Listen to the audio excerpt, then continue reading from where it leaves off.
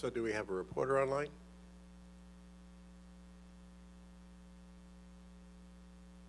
I trust you can hear me. Hello, I'm here. Hello. Looks like we have a reporter and a reporter backup. Is that right? Yeah, I'm trying out a new system, so I wanted to keep the Oh. old system running. Okay, wonderful. Well, you can hear me. This is the hearing room, and I can hear you, so that's great. Oh, sounds good. And what will the reporter's name be? My name is Sarah. Sarah. Okay, and it'll be Judge Clark presiding today. Okay, thank you. Thank you.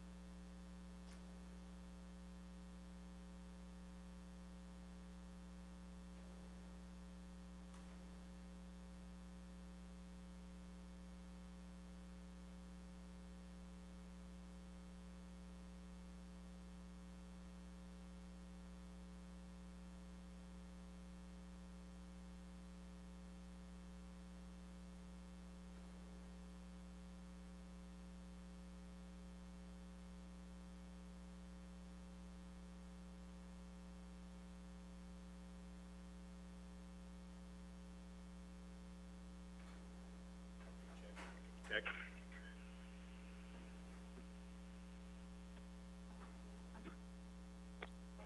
Mic check 1 2.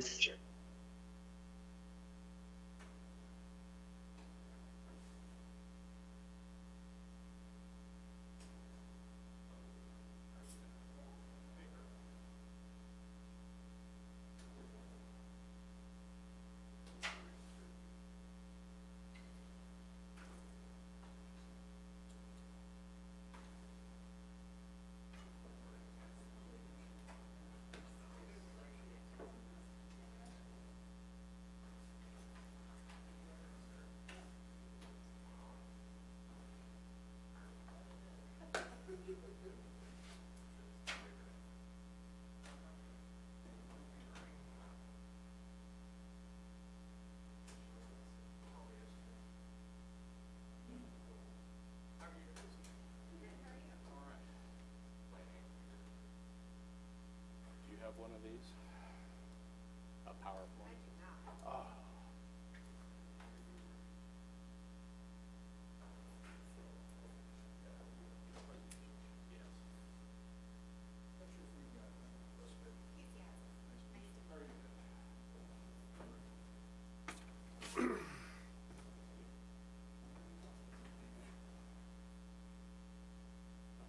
Probably all would like to be somewhere else. Do you?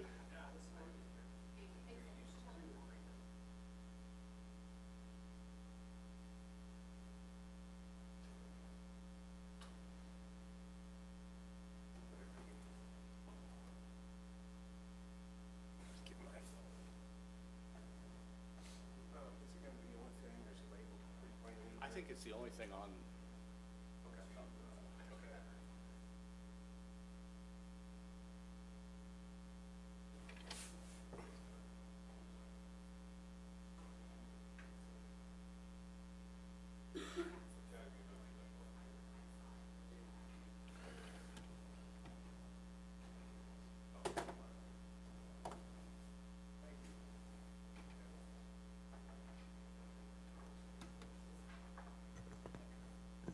Check 1 2.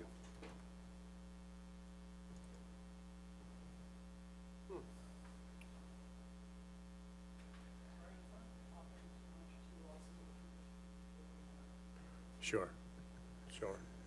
As long as you're not right into it, you should be okay. What? Yeah, exactly, yeah. It's gonna take me a minute. Apparently my computer had shut down, so I wasn't expecting it, so it's gonna take me a couple minutes here to reboot. By your expression, I wondered if my thumb drive. No, I haven't got that far yet.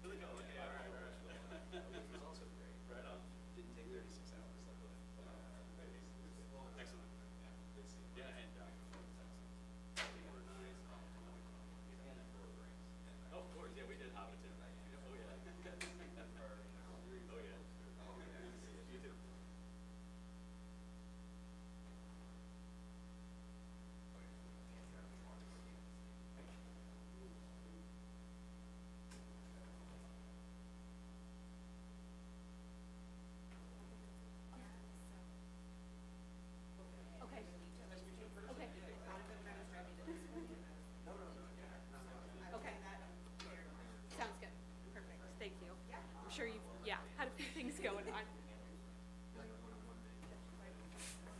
Hey, Lindsay, how are you?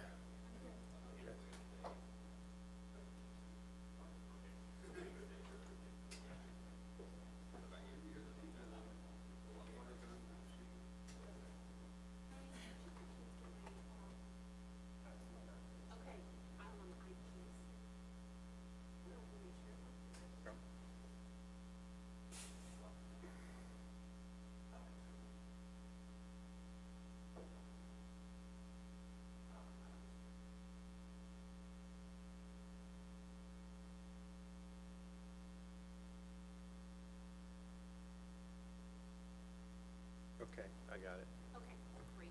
Take me just a minute to get it situated here.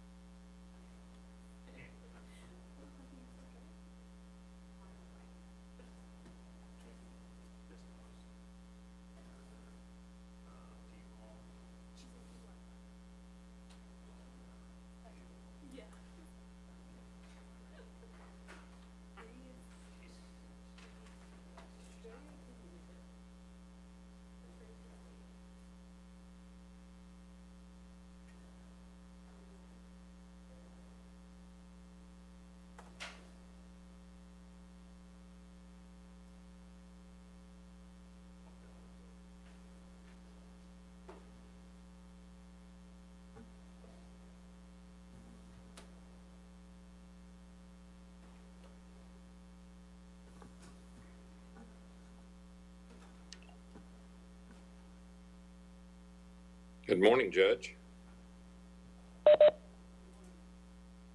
Good morning, Commissioner Kolkmeyer.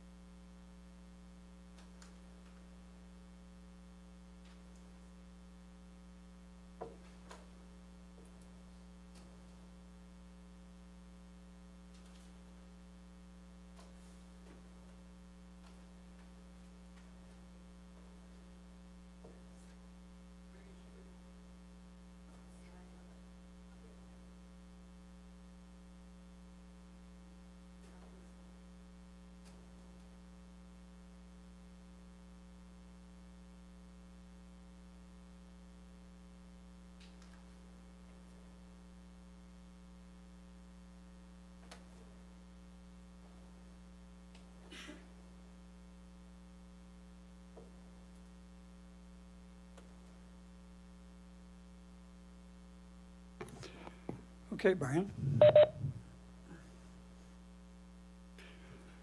All right, let's go on the record. Good morning. Today is June 26, 2025, and the current time is 9 a.m. This proceeding is being held in room 310 of the Governor Office Building in Jefferson City, Missouri. The Commission has set aside this time today for an evidentiary hearing in the case captioned as, in the matter of the joint application of Confluence Rivers Utility Operating Company, Incorporated, and Missouri American Water Company for authority for Confluence Rivers Utility Operating Company, Incorporated to acquire certain sewer assets of Missouri American Water Company in Callaway and Morgan Counties, Missouri. And that is case number SM 2025-0067. And this case concerns the joint request to transfer 19 small sewer systems from Missouri American Water Company to Confluence River and a corresponding certificate of convenience and necessity. This requested transfer is from one Missouri regulated utility to another. My name's John Clark. I'm the regulatory law judge that'll be presiding over this hearing today and tomorrow. Commissioners will also be present. The chair of the commission, Kayla Hahn, will be present in person, I believe, today. Present either in person or via WebEx today are going to be Commissioners Maida Coleman and Glenn Kolkmeyer. To my left, you can see Commissioner John Mitchell, who is here in person as well. If you have a phone at this time, I'd like you to see that it is turned on vibrate or silent. And if you are speaking, please remember to turn on your microphone and speak clearly. We have a court reporter joining us via WebEx, and they are going to be taking down everything that is said. It is important that they be able to hear clearly, and they can't hear what is not said into the microphone.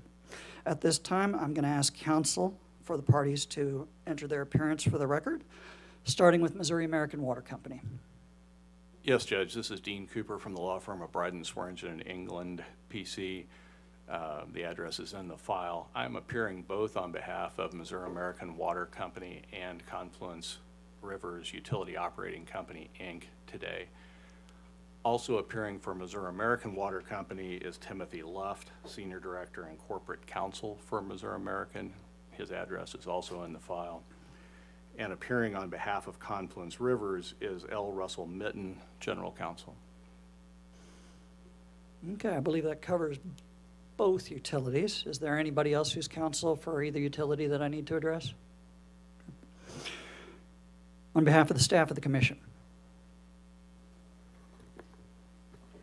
Entering appearance for Andre Hansen and Casey Aslin. Thank you, staff. On behalf of the Office of the Public Counsel.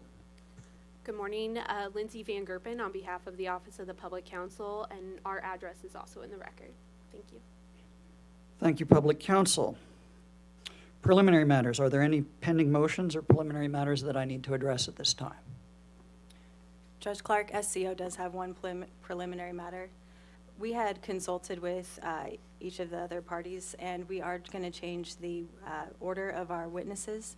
It's going to be Johnny Garcia, then it's going to be Adam Stamp, and then after that, it's going to be Jared Robertson.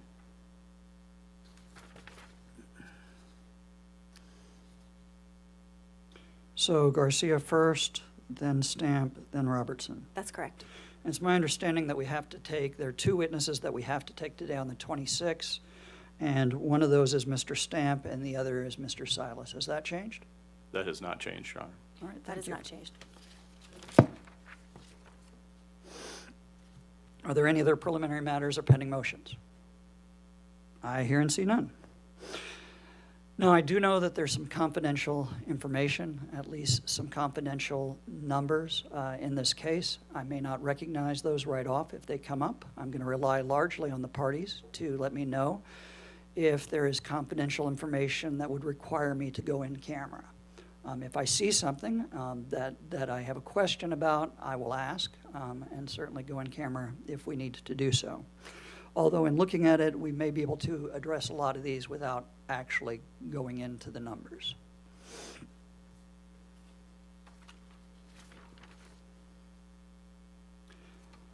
Now, it's my understanding the parties have put forth two issues for the commission's determination. What legal standard must the commission apply in deciding this case?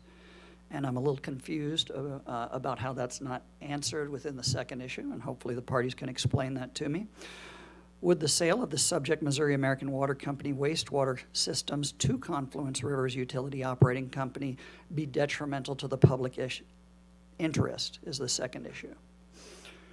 With that, unless there's anything else I need to take up, I'm going to go ahead and start with opening statements.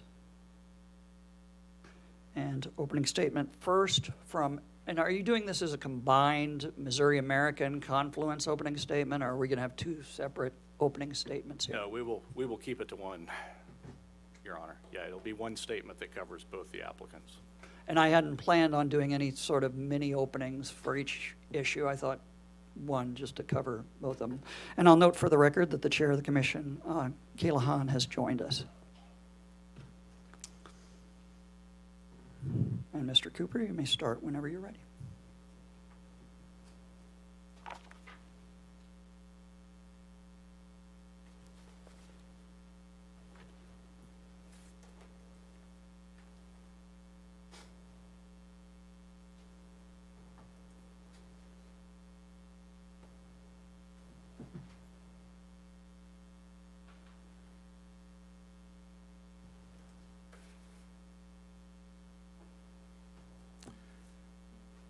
Good morning. As indicated previously, I am providing opening statement on behalf of both Missouri American Water Company and Confluence Rivers this morning. Just to review a little bit, the transaction that we are addressing this morning concerns 19 systems that Missouri American seeks to sell and Confluence Rivers desires to purchase. 18 of those systems are in Callaway County. One of those systems is in Morgan County. As of March the 3rd, 2025, the total number of active connections for the 19 systems was 616. The smallest of the systems had approximately 13 active connections, and the largest served approximately 83 connections. The assets to be sold by Missouri American were among the assets it acquired from Aqua, Missouri many years ago, pursuant to approval granted by the commission in case number WO-2011-0168, when Aqua largely exited the state of Missouri as a regulated utility. The first issue that's listed on the list of issues, as the judge noted, is the standard. We believe the standard to be applied by the commission is rooted in the constitutional concept of property rights. The owners of property have a constitutional right to determine whether to sell their property or not. To deny them that right would be to deny them an incident important to ownership of property. A property owner should be allowed to sell his property unless it would be detrimental to the public. Courts have further stated that an applicant need not show that the transfer will produce the greatest benefit to the public or any net benefit at all, but only that the transfer will not work to the detriment of the public.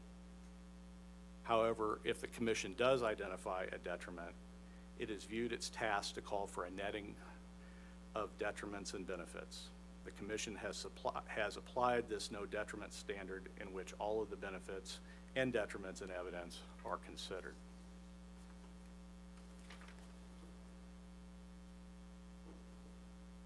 The applicants believe there is no detriment associated with Confluence River's acquisition of the wastewater systems at issue. This is a proposed transaction between two existing Missouri public utilities, both providing safe and adequate service, both having shown that they are capable of maintaining and rehabilitating wastewater systems, and both of which have been through rate cases before the commission fairly recently. The purchaser, Confluence Rivers, has been a Missouri public utility since March of 2015 and provides water service to approximately 6,400 connections and sewer service to approximately 6,500 connections in the state of Missouri, pursuant to CCNs that have been previously granted by this commission. It is an experienced owner and operator of wastewater systems and specializes in running and rehabilitating small systems and charges rates that are currently less than those charged by the seller. The customers of the subject wastewater systems represent a small percentage of the Missouri American wastewater customers, and after the acquisition will represent a relatively small percentage of Confluence River's wastewater customers.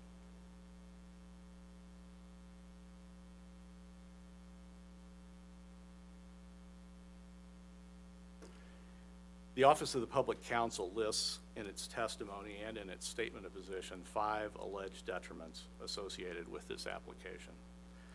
The first question is, of course, whether any of these items are detriments at all.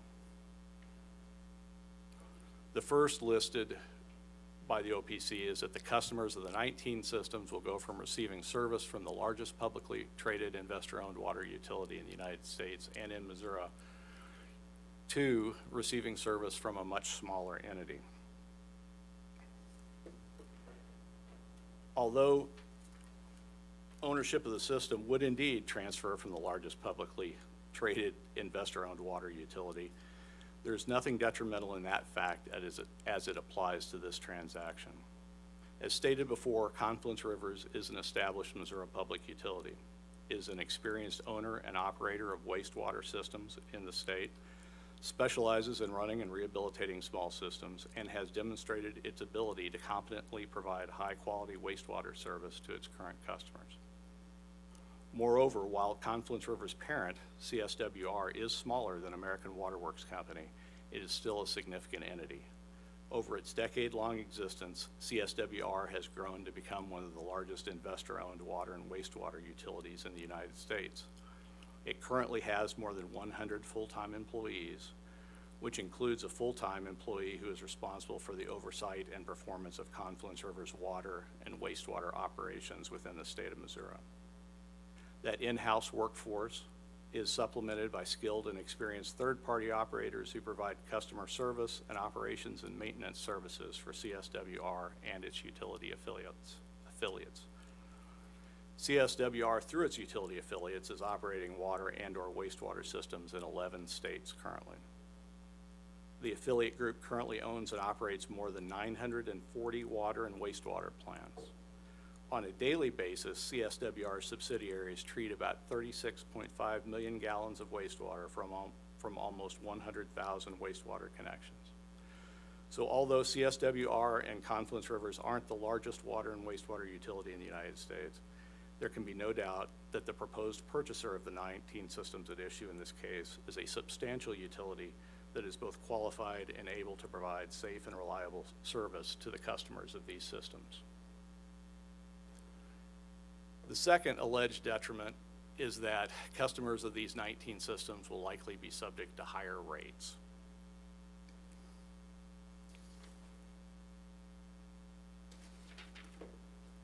The OPC makes various allegations as to future rates.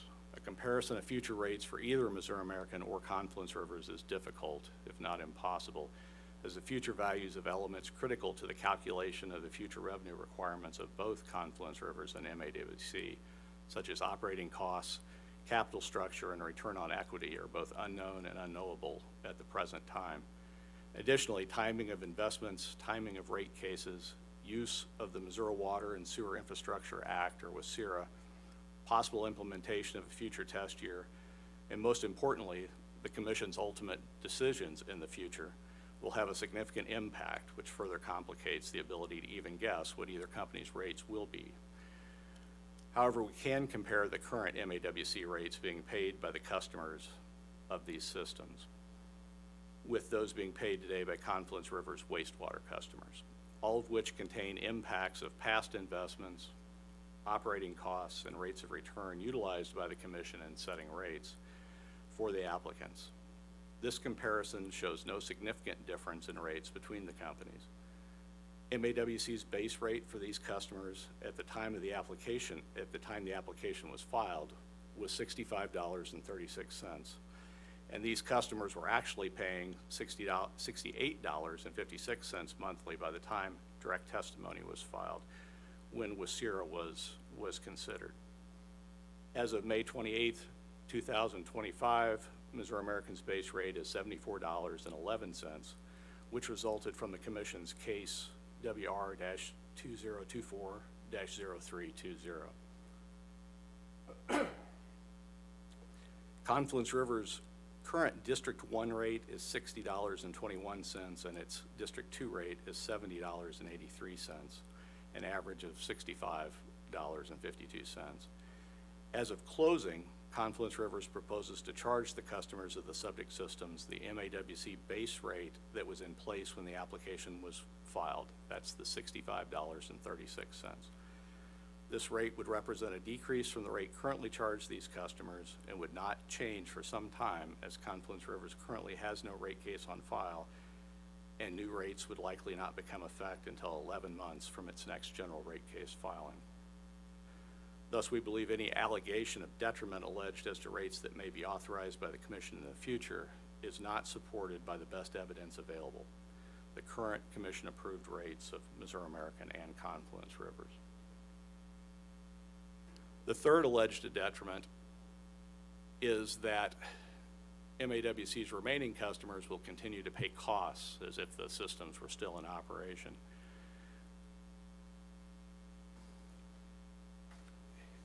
It's hard for me to first respond to this because, fortunately or unfortunately, it's the way rate making works. Things change between rate cases, and ultimately they are adjusted. And there's nothing that the Commission can do in this case to reduce Missouri American's rates without running afoul of various case law and statutes in terms of how rates are set. However, I would mention that remaining customers will also be paying rates based on an assumption that a portion of the costs are being shared by the 616 customers of these systems. So there is a balancing factor.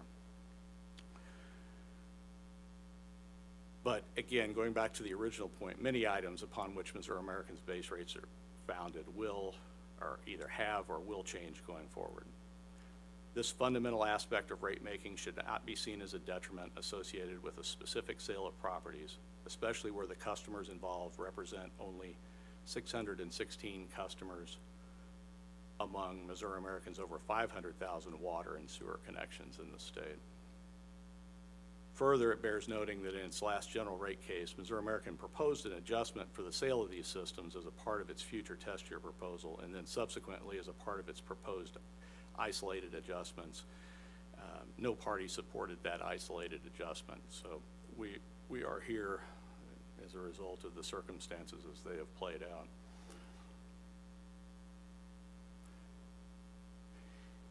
OPC alleges that there is a detriment because an acquisition premium exists.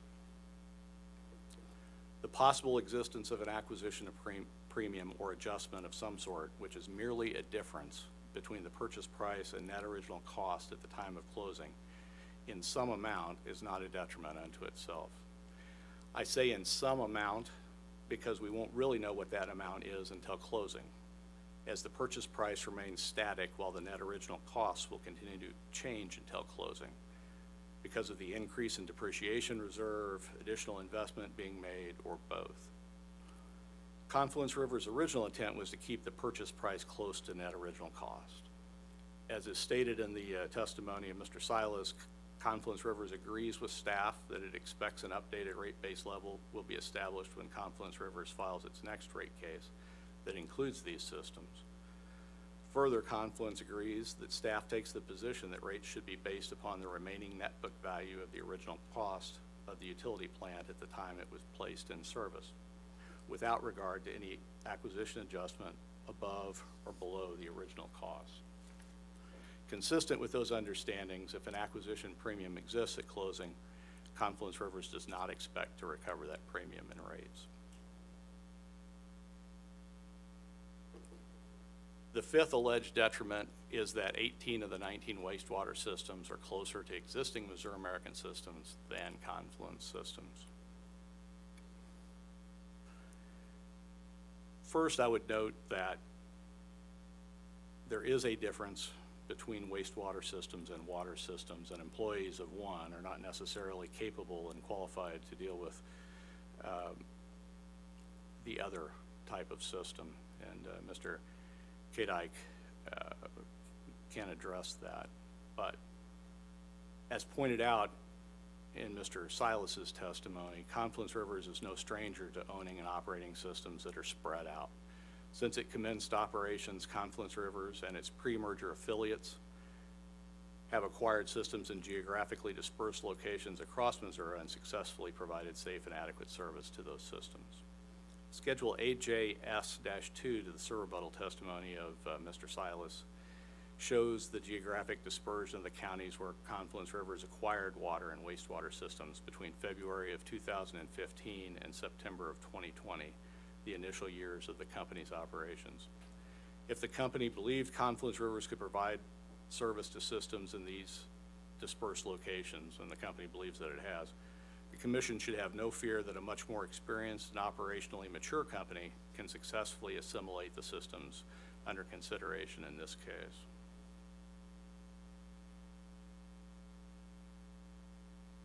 In conclusion, again, Confluence River's acquisition of the subject Missouri American wastewater systems will not be detrimental to the public interest and should be approved by the commission subject to the conditions and actions proposed by the staff of the commission. That's all I have at this time. Are there any commissioner questions? And if commissioners have questions, please feel free to ask them at any time. Thank you, Mr. Cooper. I have no questions for you either. Does the staff of the commission have an opening statement?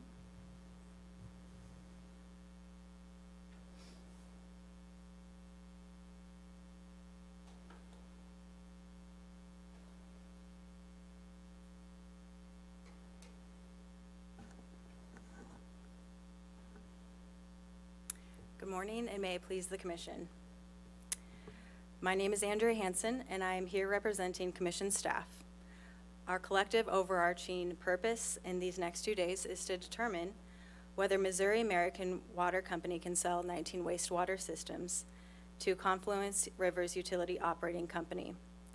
Before we can determine whether or not Missouri American can sell these systems to Confluence, we need to, 1, determine what is the proper legal standard to apply in this case, and 2, determine whether or not this sale would be detrimental to the public interest. The proper legal standard to apply in this case is the not detrimental to the public interest standard that was first handed down by the Missouri Supreme Court in 1934 and reiterated in 1980 as the commission may not withhold its approval of the disposition of assets unless it can be shown that such disposition is detrimental to the public interest. This standard has not been weakened by subsequent case law. It still remains as the standard. This case does not require that the public be benefited by the sale. It only requires that the sale does not result in a detriment to the public. In 2021, the Missouri Western District Court of Appeals gave instruction regarding what the commission is required to consider in applying the not detrimental to the public interest standard. Specifically, the court says that at times the commission needs to look at the proposed transaction and consider how the transfer of assets might eliminate benefits that would otherwise be available. It is important to note that a benefit that may be lost due to this proposed sale is just one factor that the Commission considers when it balances all appropriate factors to determine whether or not the sale results in a net detriment to the public interest. Essentially, what the court is saying here is that the Commission needs to look at all the relevant factors involved in the proposed sale, weigh the factors, so including the detriments and the benefits, and determine whether or not there is a resulting detriment after weighing those factors. It should be noted that this 2021 case specifically states that there is no exhaustive list of considerations that may influence whether a sale is detrimental to the public. Staff routinely implements a number of analyses to determine whether or not cases of this type are detrimental to the public interest, and it is happy to apply any additional analyses that the Commission sees fit. Staff initially found that this proposed transaction was not detrimental to the public interest, and it stands by this finding. 5 detriments are identified by the OPC in their position statement, so let's go through them together. And I will tell you why they are not really the detriments as OPC is alleging them to be. First, the OPC argues that customers affected by this transaction will go from a large company that has a lab and full-time staff to a smaller utility that is predicated on finding distressed systems and using only contracted employees. Staff's response to this is, both companies, regardless of size, are subject to the same regulatory standards of safe and adequate service, whether or not these companies rely on contracted services. Additionally, Missouri American also relies on contracted services for some of its functions. Second, the OPC alleges that customers of these 19 systems will likely be subject to higher rates due to losses of economies of scale and higher cost of service items such as planned capital expenditures, cost of capital, which can include the cost of debt, and depreciation expense. Staff's response to this is, case law from the Missouri Supreme Court states that the risk of an increased cost of debt is just one factor for the Commission to weigh when deciding whether or not to approve a merger. It is reasonable to infer that this also applies to sales. The Missouri Western District Court of Appeals put a finer point on what I stated before when it named higher rates as one of the factors that it considered in these types of cases. Confluence does not have an ongoing rate case at this time, and we do not know that Confluence's rates will be higher than Missouri American's rates in the future. What we do know is that Confluence is standing by its original proposal of charging the customers at issue $65.36 a month until new rates are approved by the Commission. Both companies charge rates that are presumed to be reasonable because they were approved by the Commission. Third, the OPC states, Missouri American's remaining customers will continue to pay costs as if those systems were still in operation. Staff's response to this is, in light of the fact that Missouri American's last rate case, which is WR 2024-0320, due to the fact that that case was settled and because of the way Missouri American allocates costs, it is impossible to know what costs are being borne by other customers. If this acquisition is approved, Missouri American will no longer be collecting revenues from these systems ratepayers. Fourth, OPC states that there is an acquisition premium of a certain confidential amount. Our response to this is, the sale has not yet occurred, and the amount of this purchase to be included in rates will not be determined until the next rate case. In fact, staff states in its report, if the Commission approves this sale, and I quote, staff would expect that an updated rate base level will be established when Confluence files its next rate case for these systems. Staff goes on to state that its position in prior cases is that no acquisition adjustment above or below net book value should be reflected in rates. Fifth and last, The OPC states that 18 of the 19 wastewater systems are closer to the existing Missouri American systems than Confluence systems. Staff finds that there is nothing inherently inefficient in using a local contractor to operate these 19 systems, which are all in close proximity, not all of them, 18 of them are in close proximity with each other. At first, the OPC was in favor of this sale, as long as staff and the joint applicants agreed to 4 additional conditions to the sale. 3 of these conditions were based on speculative information. The OPC later abandoned their position regarding these conditions and took up the position in the sale, or took up the position that this sale should not be approved. Thus, while OPC's stance regarding the sale has shifted during the lifetime of this case, its rationale behind its stances is based in speculation. Johnny Garcia, a financial analyst with staff, will be testifying regarding rate of return and miscellaneous financial analysis issues. Adam Stamp, a research and data analyst with staff, will be testifying regarding public comments, engineering reports, and budgets. Mr. Stamp also has extensive field experience at the PSC, including interaction with customers and review of facility operations. Jared Robertson, a senior research and data analyst with staff, will be testifying regarding general policy matters, business models, and consolidated rates. There are additional staff employees who contributed to the staff report, but who did not file testimony. Those individuals are in the building today, and they will be available for questions from Judge Clark and the commissioners, should there be any questions.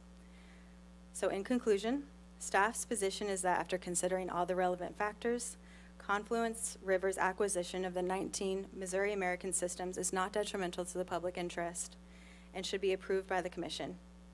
Thank you, and I'm happy to answer any questions that you may have or direct you to the individual who can answer those questions. Are there any commission questions? Thank you, Ms. Hanson.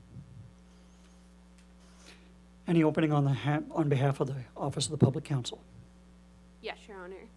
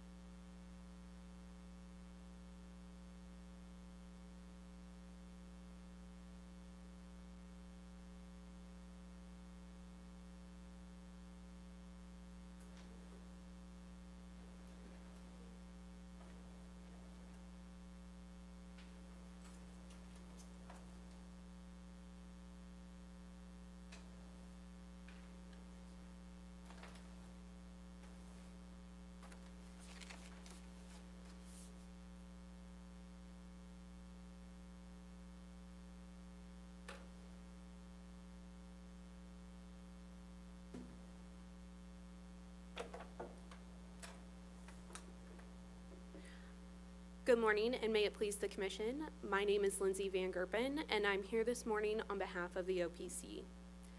Commissioners, Judge Clark, this seemingly simple, small wastewater acquisition case should not be overlooked. From the surface, it appears that this is just another example of Confluence Rivers purchasing small wastewater systems. But looking closer and diving deeper into the joint application, cracks begin to show. These are not isolated systems looking for a buyer with the capital budget available to perform long overdue upgrades. No, in fact, 18 of these 19 systems are located just mere minutes from this building right across the river in Callaway County. The remaining system is located approximately 1 hour away in Morgan County. The common theme with these systems are that they are properly constructed and have been well maintained, but they are aged. These are also not municipal systems looking for a buyer so that the municipality has funds to complete other necessary projects.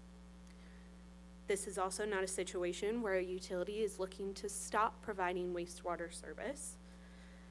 And though these are small systems, this is also not a situation where these small systems are looking to be consolidated under a larger corporation so they can spread costs over a larger customer base.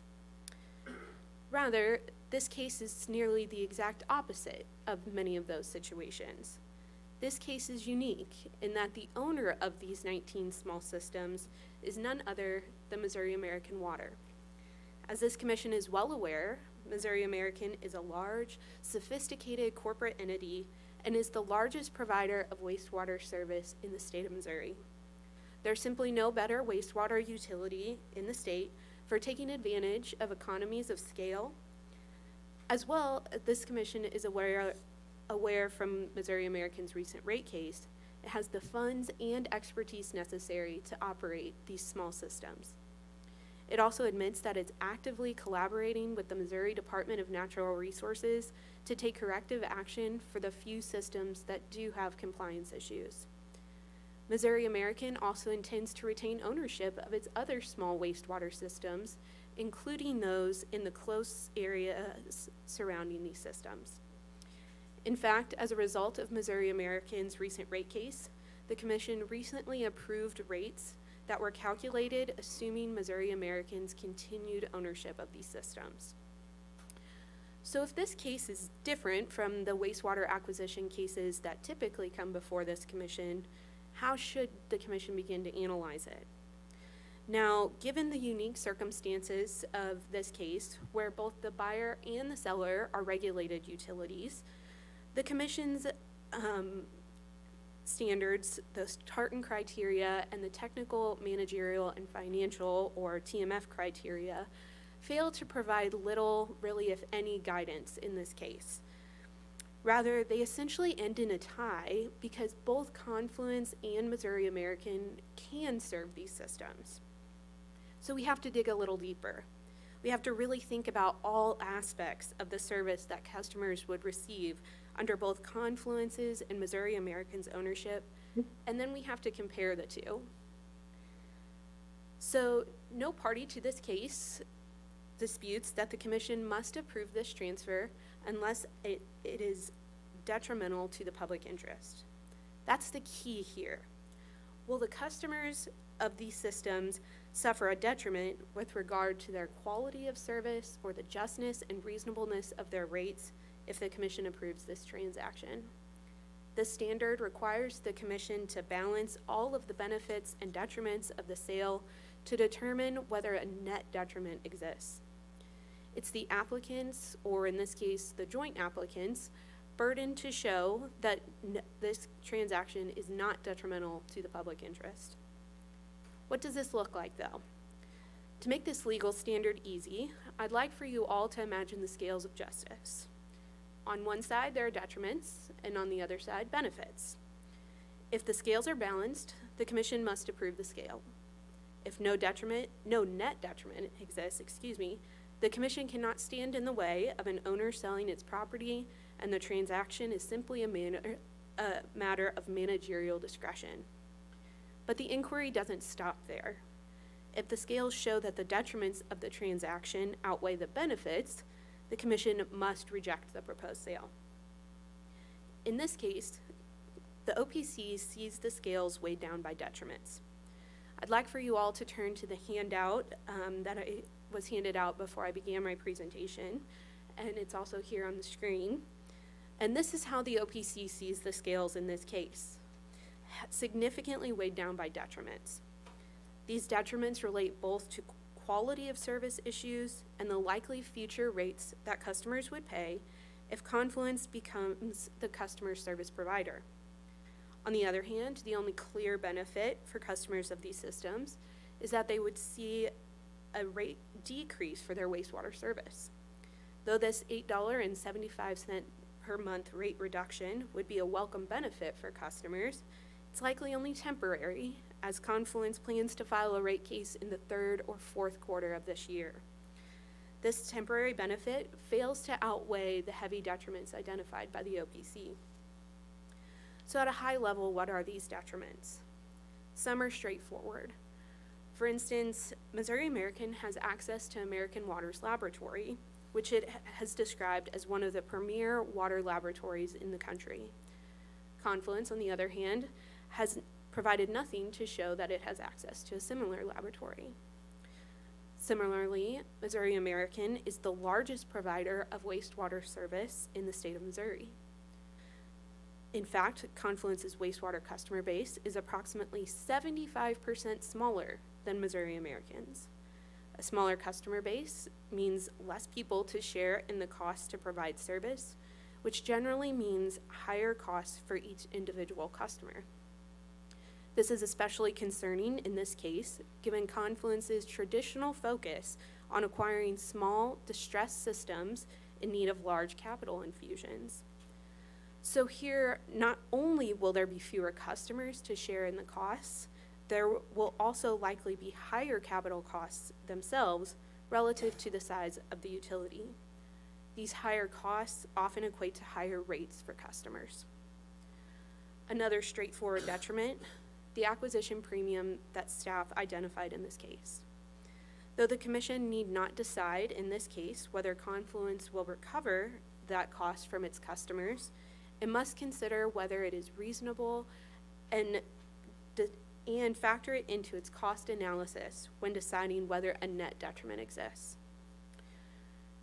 Now, some of the detriments the OPC identified require a bit more background. So, for instance, the difference in operational models. Missouri American uses full-time employees to operate and maintain its systems. Confluence, on the other hand, relies on a single regional manager for all of its water and wastewater operations in the state.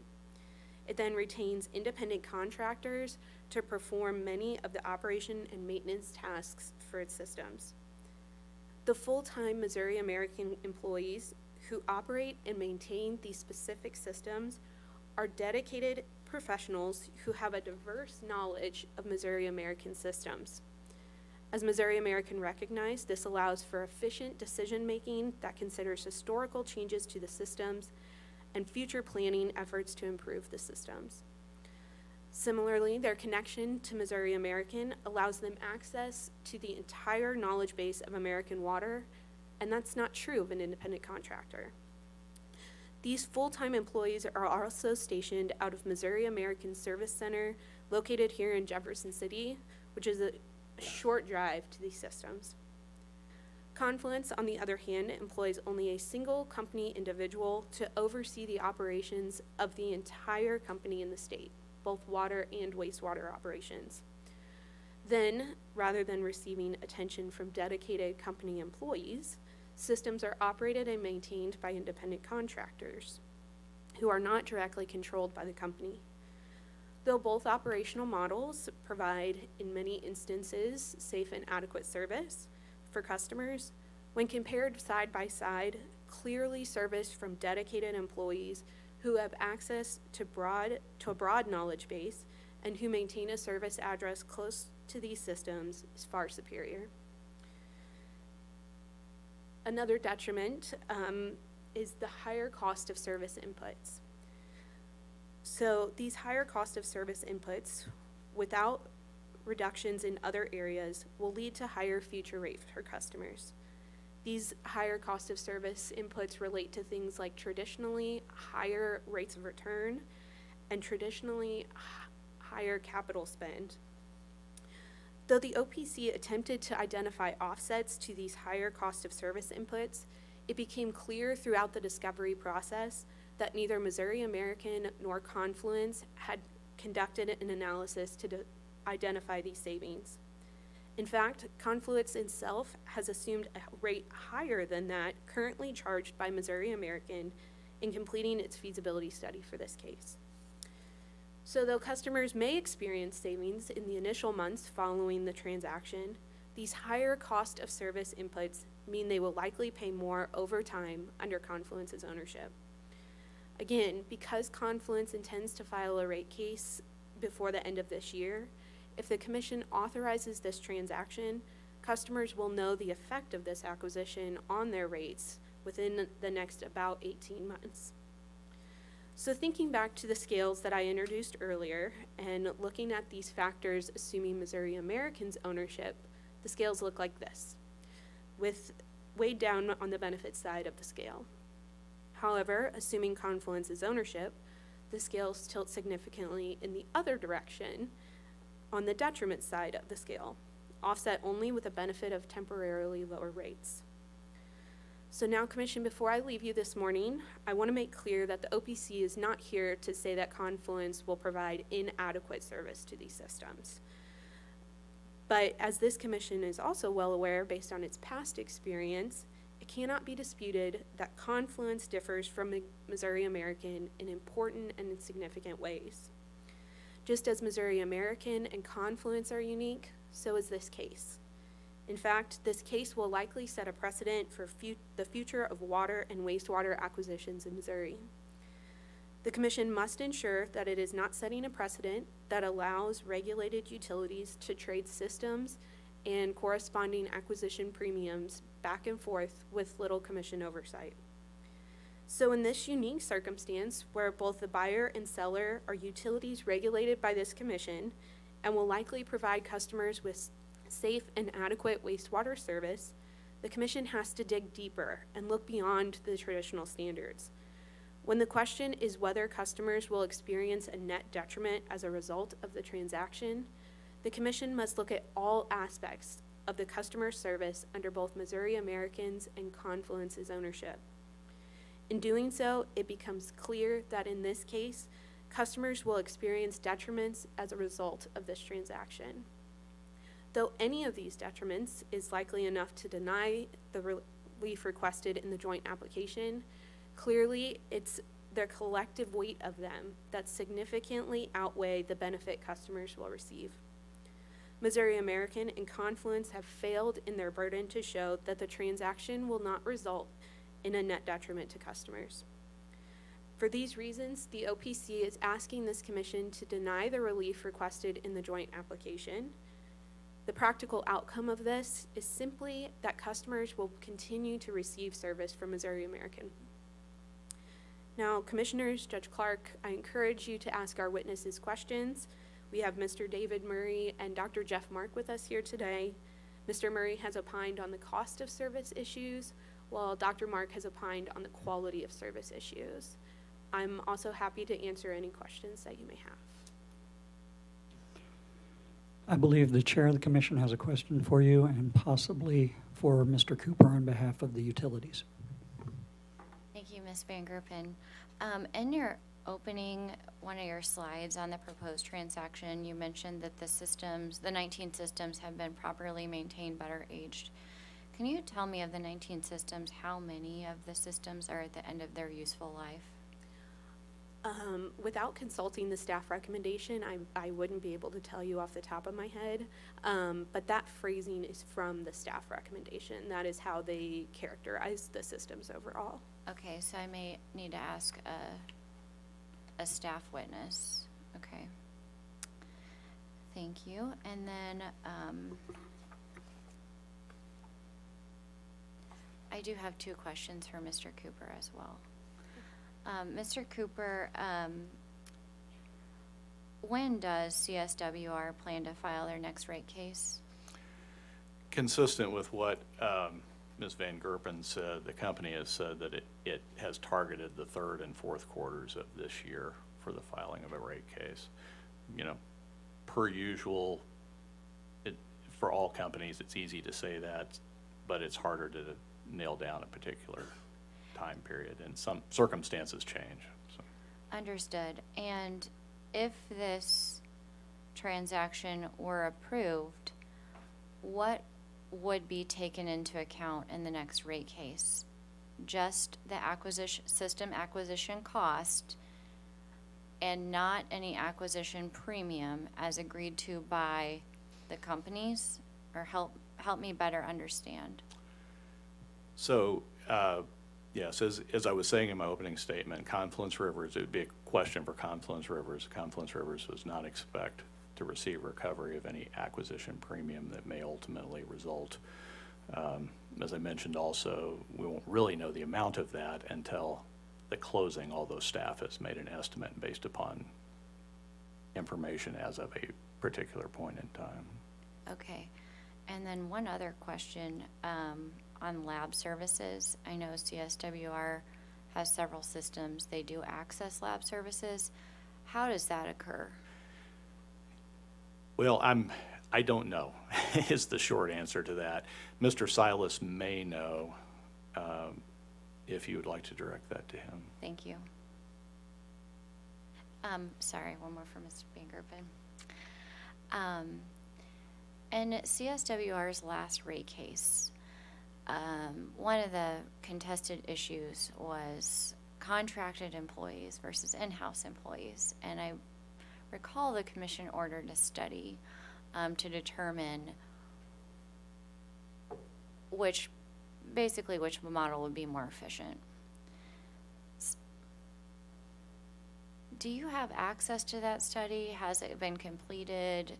What's this, from OPC's view, if you are alleging that their operational model is a detriment, do you have that, and what's your support for that? Sure. So I would also encourage you to direct this question to Dr. Mark, but I'll do my best to give you an answer as well. So I believe the study has been completed, and I'm going to look to Mr. Cooper. I believe it is in the record in this case. I believe it has been attached to Mr. Silas's testimony, if I remember correctly. Well, that's correct, yes. Okay.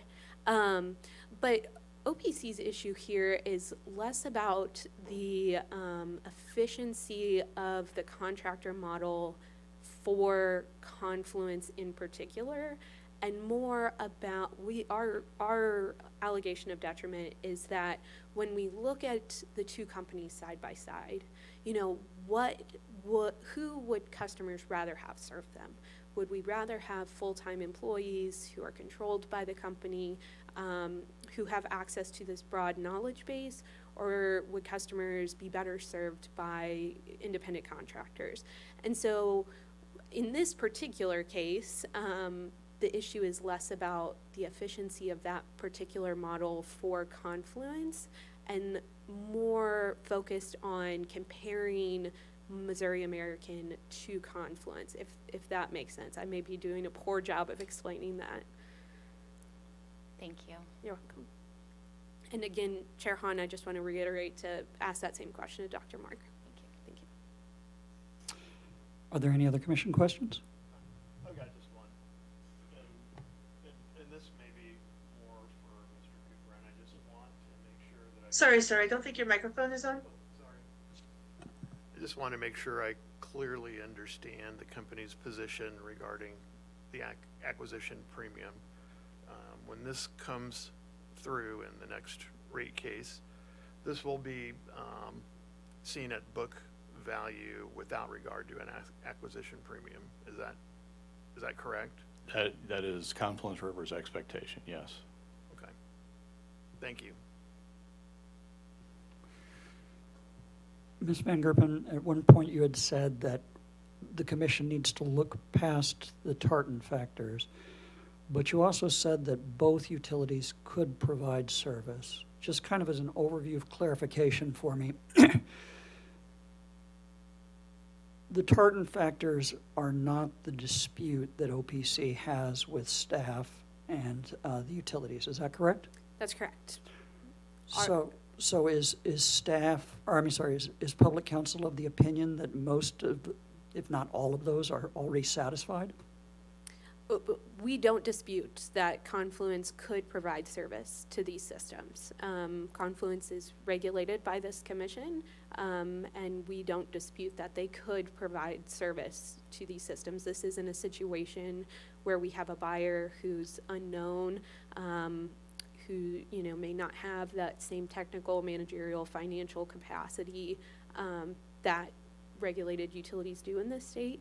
But our position is that those Tartan criteria, the TMF criteria that staff looked at in its recommendation really just result in a tie in this case, because we've got 2 regulated utilities, and so that's our position with regard to those standards.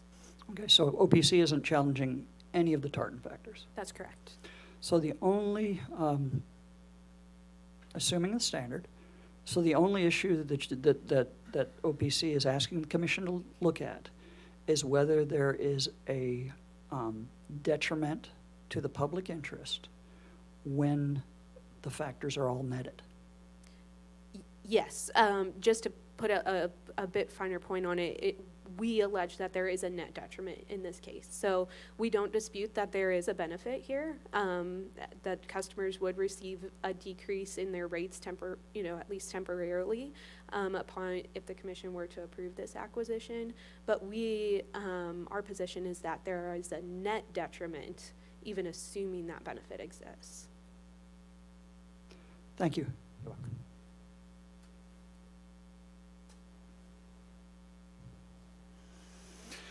And I'm gonna, Mr. Cooper, since you and Mr. Mitten are representing both companies, I'm going to, unless you separate them out, I'm gonna treat them kind of combined. So, since we have no further opening statements, the utilities may call their first witness. Your Honor, we would call MAWC witness Stephen Kadike.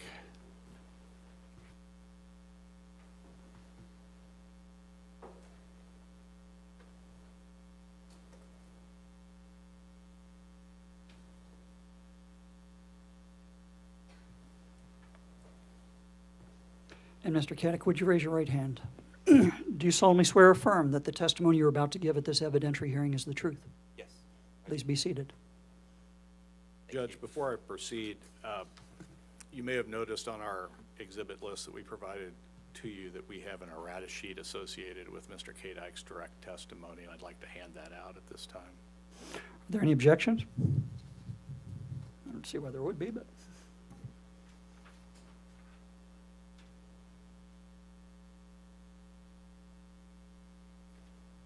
Thank you. Thank you.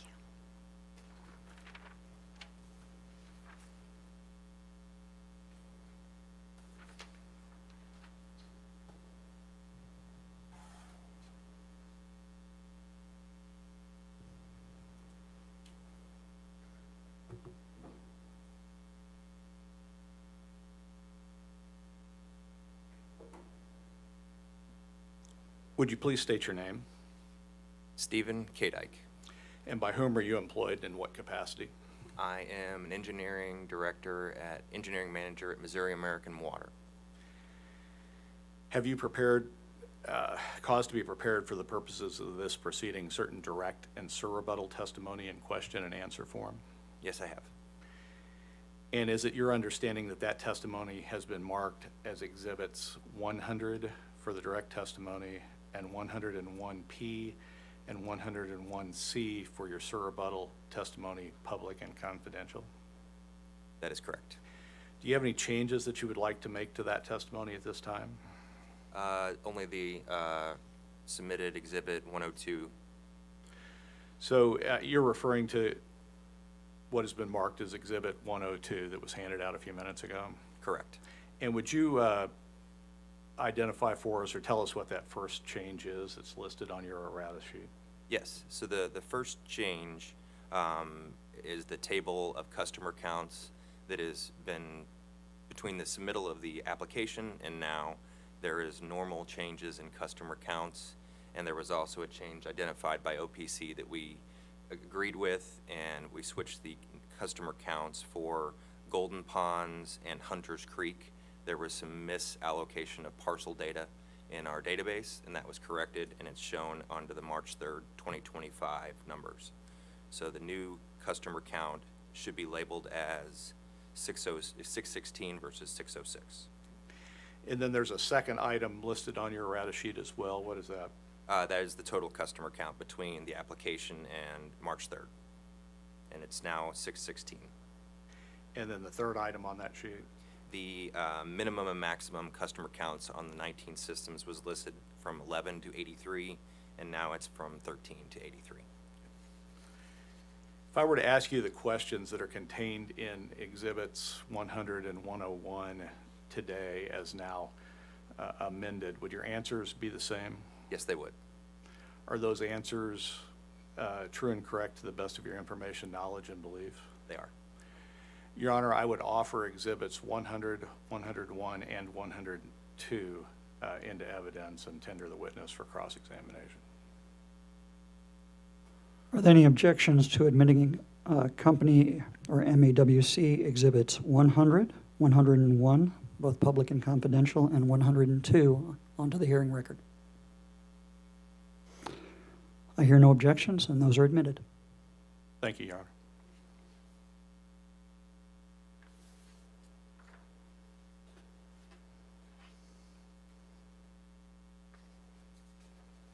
Do you have further questions? I do not. The witnesses, we tender the witness for cross-examination. Thank you. Any questions from, hold on just a second.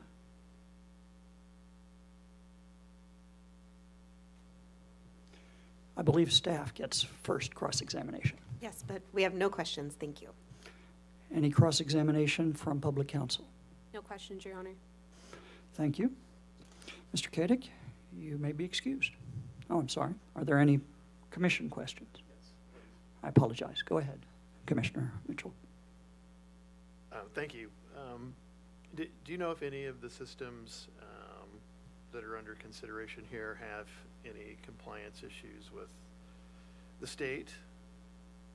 Yes, there is currently negotiations on an AOC for 2 different systems within Missouri American Water of these 19, and we work closely with the MDNR to meet all of our deadlines with those AOCs, and we've got projects that will address the compliance issues that meet the timelines of the AOC. Do you know generally what those issues are? Yeah, ammonia and ammonia limits was 2 of the main things identified. There was some capacity issues that are also identified, but those will be addressed with the same improvements.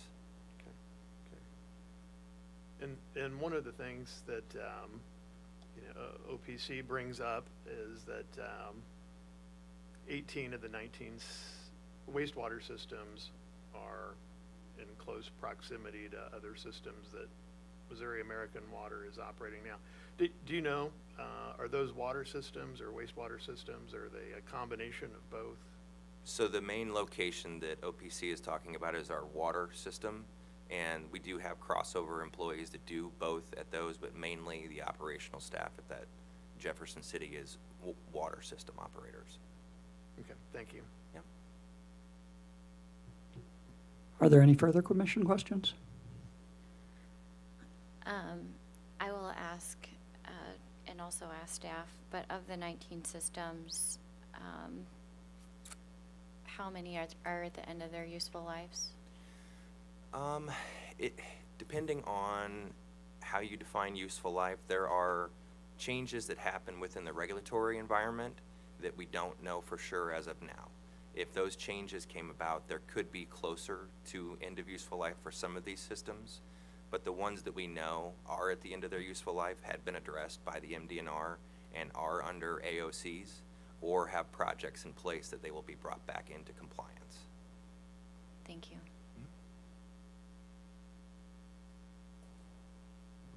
Any redirect from the companies? Judge, I think staff and OPC get another shot here. I think you're right. I'm a little rusty. Any recross from staff based upon commission questions? No questions. Any recross from the public counsel based on commission questions? Yes, Your Honor, just briefly. Good morning, Mr. Kadiak. I apologize if I said your name incorrectly. That's okay. I'm used to it. So, in your discussions with Commissioner Mitchell, you mentioned that the OPC relied on the close proximity to Missouri American's water systems. Is that correct? But Missouri American has wastewater systems in this area as well. Is that correct? Yes, that's true. And of those wastewater systems, those include both small systems and large systems, correct? Yes. And those systems are located in Cole County, correct? Yes. And does Missouri American operate any other wastewater systems in Callaway County? I would have to look at the location. I'm not for sure on like the exact location of all the other systems besides these 19 right now. Okay, but you do know that there are other wastewater systems, at least in Cole County? Yes. Okay, thank you, Your Honor. And just to confirm, Missouri American is not intending to sell those systems, is that correct? At this time, we have no arrangements to sell any other wastewater systems. And Missouri American actually intends to continue operating those systems, correct? At this point today, yes, we do. No further questions. Thank you, Your Honor. Thank you. Any redirect from the utilities? Yes, thank you, Your Honor. Mr. Kadak, you had a question from Commissioner Mitchell about systems with compliance issues, and you mentioned two systems. Which two systems are those? They are, let me make sure I get the correct. So they are Golden Pond and the Highlands are the two that have AOCs at this time with the DNR. You were also asked questions by OPC counsel in regard to close proximity to water and wastewater operations. But let me ask this. In terms of your employees and their certification, is there a difference between employees that work on the water systems and those that are able to work on the wastewater systems? Yes, the different certifications are required to operate and maintain water systems and wastewater systems. Those are different regulated operator classifications under the DNR criteria. And in addition to full-time employees, does Missouri American currently use contract employees for some types of work that is performed on its wastewater systems? Yes, we do. There are certain specialty items that need to be done by contract employees that's more efficiently subcontracted out instead of keeping that expertise in-house at all times. That's all the questions I have, Your Honor.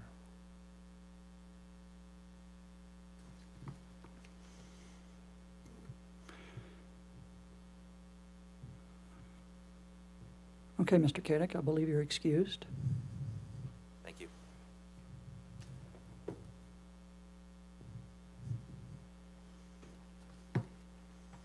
Wait, hold on 2 seconds. I don't believe we usually allow a recross after redirect, do we? I didn't think so. No, Your Honor. I'm not familiar if you have, so. Okay, you're excused. Thank you. And the utilities may call their next witness. We would call Confluence River's witness, Mr. Aaron Silas, at this time.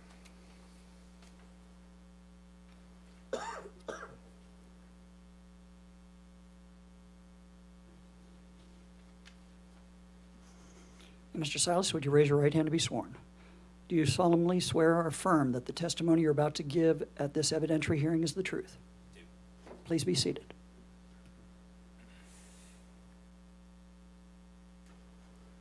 Would you please state your name? Aaron Silas. By whom are you employed and in what capacity? I'm employed by Central States Water Resources, or CSWR, as the Assistant Vice President over our regulatory operations and our customer experience department. And you're appearing today on behalf of Confluence Rivers. I am. Have you caused to be prepared for the purposes of this proceeding certain direct and surrebuttal testimony in question and answer form? I have. Is it your understanding that that testimony has been marked as follows, that Exhibit 1 is your direct testimony, that Exhibit 2C is the confidential schedule to that testimony, AS-1-C, and that Exhibit 3, both P and C, is your surrebuttal testimony in public and confidential forms? Yes. Do you have any changes that you would like to make to that testimony at this time? No. If I were to ask the questions which are contained in the exhibits today, would your answers be the same? Yes. Are the answers true and correct to the best of your information, knowledge, and belief? They are. Your Honor, I would offer Exhibits 1, 2C, and 3, 3P and 3C into evidence at this time. Are there any objections to admitting Confluence Rivers Exhibits 1, 2 confidential, and 3 both public and confidential onto the hearing record? I hear none. Those exhibits are admitted onto the hearing record. Go ahead. Your Honor, we would tender Mr. Silas for cross-examination. Any cross-examination from the commission staff? No questions, thank you. Any cross-examination from public counsel? No, thank you, Your Honor. Are there any commission questions for this witness? I've got one. Oh, go ahead. Sorry. Morning, Mr. Silas. Just a couple questions. On the handout that OPC provided during their opening statement, they have a scale of items that are detriments, and the first one is no lab. Can you talk about how CSWR accesses lab services and just talk me through that? Absolutely. So it's my understanding from the statement of position that OPC is talking about research labs. I don't know if that's absolutely correct, but I'll speak about both kind of labs. So from the research lab perspective, I don't know the specifics of how we interact with research labs, but I do know that Confluence has been part of multiple different kinds of pilots for wastewater treatment systems that have resulted in savings of millions of dollars for lagoon rehabs.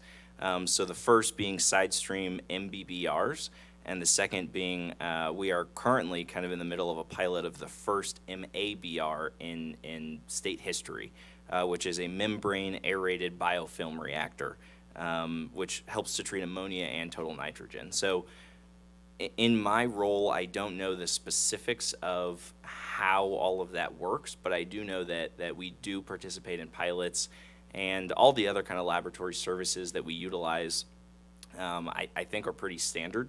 So we work with our operations personnel to utilize the labs that are available in the state of Missouri. If we're just talking about sampling labs or do you have a contract with certain labs? I'm trying to establish that how you get your wastewater testing completed. Absolutely. Yeah, so we do utilize consistent labs through our operations personnel. So our third-party operators are required by contract to perform those samples and utilize those laboratory services. Okay, so it's the third-party contractor that's actually responsible for the lab contract, not CSWR? In my understanding, we are ultimately responsible. It's in our contract that they perform those services for us, but if something were to be missed, Confluence is ultimately responsible. So we have oversight into all of that. We ensure it's all happening appropriately, but the operations personnel are the ones, doing the actual work, delivering samples, that kind of thing.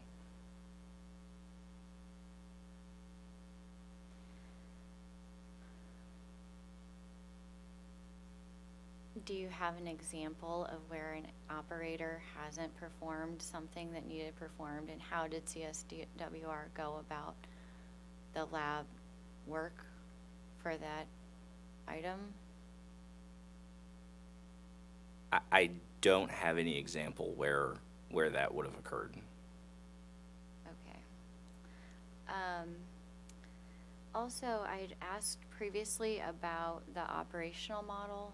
In CSWR's last rate case, the commission had requested or ordered the company to do an analysis of in-house employees versus contractors.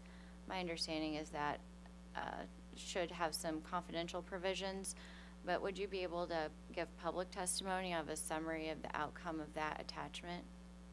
I can, yes. So Confluence did perform the full cost-benefit analysis of the third-party operations that was required from the last rate case. We were able to conclude that as of September 30th, 2023, the cost would be much greater to internalize those operations than the run rate of third-party operations costs for Q4 of 2023. We were able to talk about some of the benefits and detriments of that. And while the potential benefits do include, direct management over operations and potential cost stability, the conclusion of the analysis was that it would be much more costly to internalize operations at that time. I will also add that as part of that same condition, we're required to do a revamp of that study and file it with the next rate case. Thank you. Also, Ms. Van Gerpen alluded to kind of the customer experience. Would the customer prefer a larger company like Missouri American or a smaller company like Confluence, because Missouri American has in-house employees versus Confluence has contracted? In your last rate case, I would say customer service was a significant issue. I would like to understand from your perspective what's been done, if you have customer experience metrics that you could share or point to, so that when a customer does call, they have someone that is familiar with their systems. Do you have any of those metrics that you could share with us? Absolutely. So in this past December, I actually started to head the customer experience department. And we've done a whole lot of different initiatives to ensure that the customers are experiencing a positive interaction with both our agents and our operations personnel. So in terms of metrics, I do have a few in my rebuttal testimony. I pulled some additional metrics as well. So the most recent week of data, which is 6/13 through 6/19, 40%, 39 to 40% of our customers chose to take a survey in regards to our services. And of those 40% that took said survey, 94.83 of them rated our service perfectly, which means they answered yes to all the questions. And was the agent knowledgeable? Did you get your situation resolved? And was the agent friendly? On top of that, we've also launched an internalized work order resource team in the customer experience department, which basically just means that we have even more direct insight into the service situations whenever we dispatch a technician. So what that means is now Confluence Rivers and our personnel are directly interacting with customers on service interactions to ensure that, first of all, the task is dispatched immediately within 15 minutes to a technician, and second, we follow up with the customer at the end to ensure that the situation was resolved appropriately. So all of that really kind of goes into the fact that since the last rate case, we have launched several initiatives to make sure that the customer experience is as good as it can possibly be. Thank you. Other commission questions? Thank you. Good morning. Good morning. I want to run kind of the lab and operational model questions sort of together here. So is it fair to say that with regard to compliance testing, ultimately CSWR is responsible for that compliance testing? Correct. Yeah. The regional manager, whose name is Justin Lundgren, who's in charge of the Confluence Rivers operations, he oversees all of that. We also have an internal compliance department that tracks all of that as well. So yes, ultimately we have direct oversight and are directly responsible for the compliance of these systems. And fair to say that all of the laboratory services that you engage are certified by DNR? Correct. Kind of a similar question with regard to the operational model. At the end of the day, Confluence is the permit holder, and fair to say that they have ultimate responsibility for the compliance of each of the plants. Correct. And not the contract operators. Absolutely. Thank you. Thank you. This may have been clear to everybody else, but it confused me just a touch. When the chair of the commission asked you whether or not Confluence had contracts with laboratories, I saw you nodding. When you answered the question, you indicated that it was required of the third-party contractors you contract with.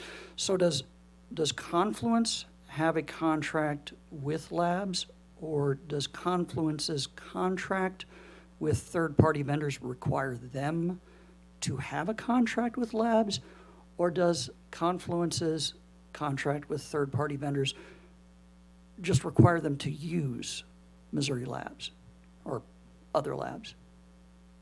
I don't know the specifics of how, of who is contracted where.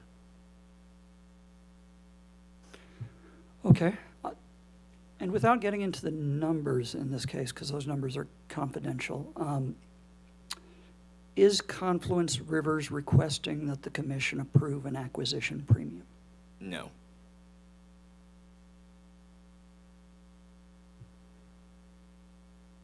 Thank you. Any redirect based upon commission questions from staff? No questions. Any redirect based upon commission questions from the Office of the Public Counsel? Yes, Your Honor. Good morning, Mr. Silas. Morning. So I'd like to touch on a few different areas here. So first, starting with the study about the independent contractors.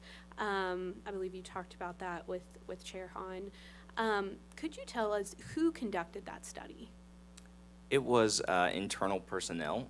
It was headed by a vice president at our company, Michael Duncan. And so there was no outside third party that looked at this. This was an internal study.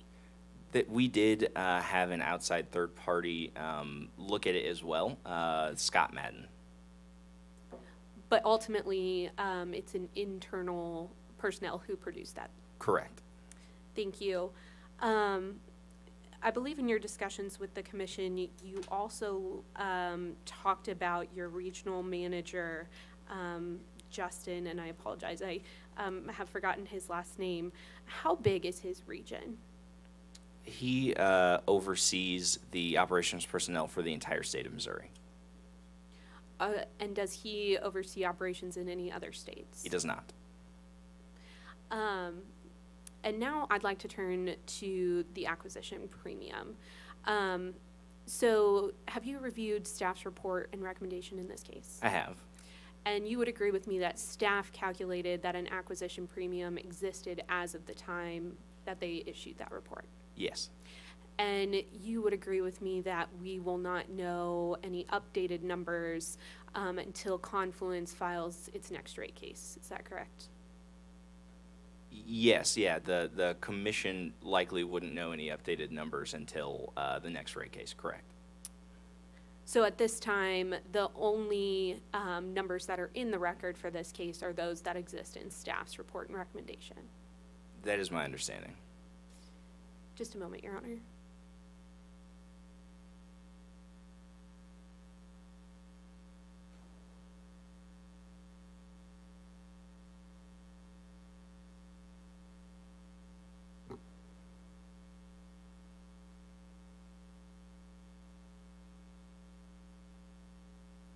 No further questions, Your Honor. Thank you, Mr. Silas. Of course. Any redirect from the utilities? Yes, Your Honor. Mr. Silas, you were discussing the contractor study with Ms. Van Gerpen. Was that study provided to staff at OPC prior to or around the filing of this case? Yes. It was. And presented to them at that time? Correct. Okay.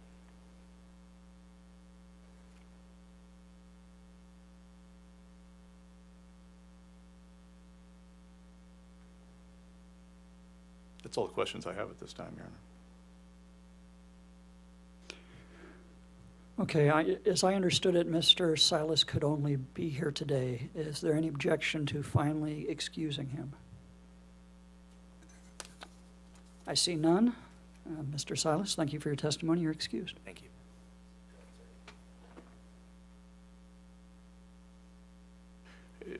And just for others' knowledge, the requirement really was that he not be here tomorrow. So you will likely see Mr. Silas the rest of the day in the hearing room. So I'll keep that in mind if I have further questions.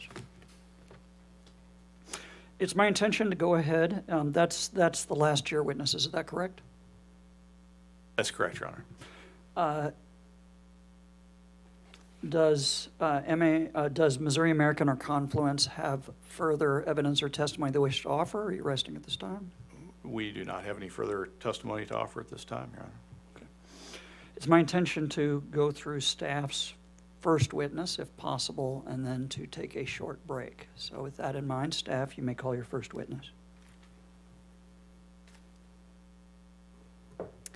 We'd like to call Johnny Garcia.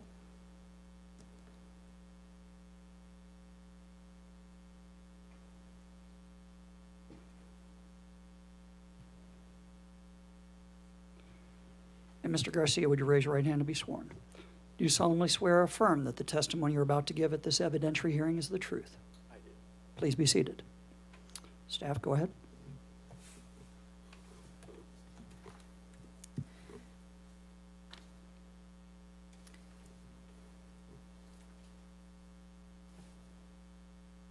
Mr. Garcia, can you please state and spell your name for the record?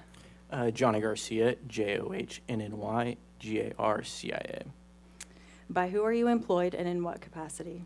I'm employed by the Missouri Public Service Commission as a financial analyst.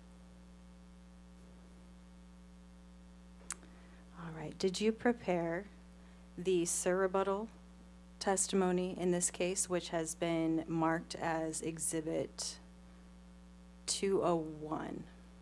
Yes, I did. At this time, do you have any corrections to make to Exhibit 201? No. If I asked you the same question today within Exhibit 201, would your answers be the same or substantially similar? The same, yes. Are those answers true and correct to the best of your knowledge and belief? Yes. All right. Did you contribute to the staff memo, which is attached to Jared Robertson's rebuttal testimony? No. Another member of staff who was on leave for a majority of the case did, but I've since reviewed and analyzed it and agree with other staff members' position. All right. Are you the appropriate staff employee to ask questions regarding the financial analysis portion of the staff memo? Yes. All right. Thank you. At this time, I offer Exhibit 201 into the record. Are there any objections to admitting Exhibit 201 onto the hearing record? I hear none. That exhibit is so admitted. Thank you, Judge Clark. At this time, I tender Mr. Johnny Garcia for a cross-examination. Any cross-examination from the utilities? No questions, Your Honor. Any cross-examination from the Office of the Public Counsel? No questions, Your Honor. Any commission questions at this time?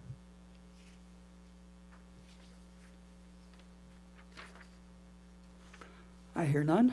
Mr. Garcia, I have no questions for you. With that in mind, thank you for your testimony, and you may be excused.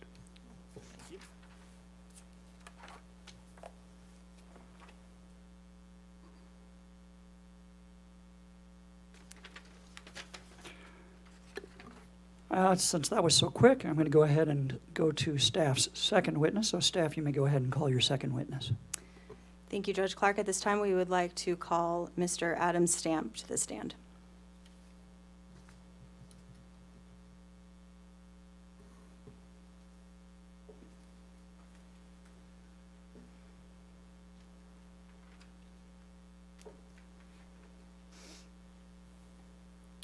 Mr. Stamp, would you raise your right hand to be sworn? Do you solemnly swear or affirm that the testimony you're about to give at this evidentiary hearing is the truth? I do. Please go ahead, staff. Mr. Stamp, can you please state and spell your name for the record? My name is Adam Stamp, Adamstamp. By who are you employed and in what capacity? I am an analyst for the Missouri Public Service Commission.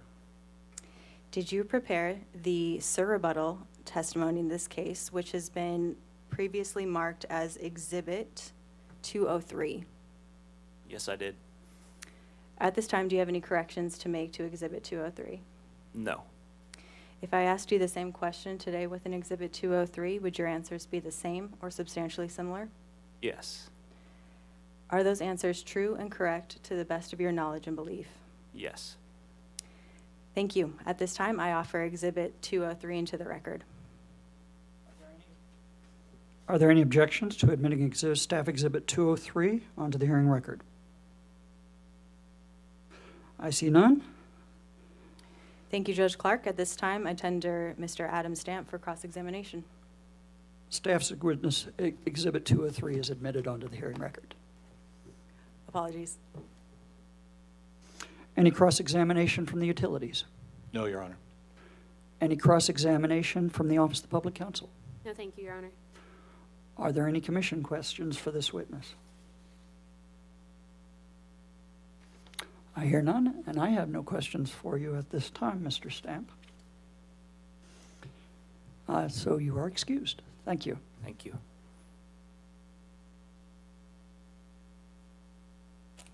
And staff, you may go ahead and call your third witness. Thank you, Your Honor. At this time, we'd like to call Mr. Jared Robertson to the stand.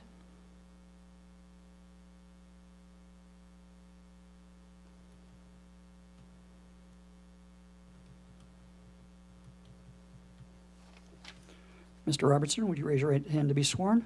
Do you solemnly swear or affirm that the testimony you are about to give at this evidentiary hearing is the truth? Yes. Please be seated. Staff, go ahead.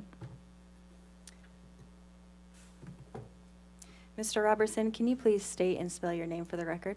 Jared Robertson, J-A-R-R-O-D, Robertson, R-O-B-E-R-T-S-O-N. By who are you employed and in what capacity? I am with the Missouri Public Service Commission as a senior analyst within the Water, Sewer, Gas, and Steam Department of the Industry Analysis Division. Did you prepare the rebuttal and surrebuttal in this case, which have been previously marked as Exhibits 200 and 202? Yes. I apologize. Exhibit number 200 is both confidential and public. Is that correct? Yes. At this time, do you have any corrections to make to Exhibits 200 and 202? Yes, I do. All right. Can you tell me those corrections? Yes. The first would be within the staff recommendation memorandum. Okay. And essentially, we have some input errors within the narrative pertaining to the customer counts for a few of these systems as they compare to the table. Okay. Would you like me to read what those are? Yes, please. All right.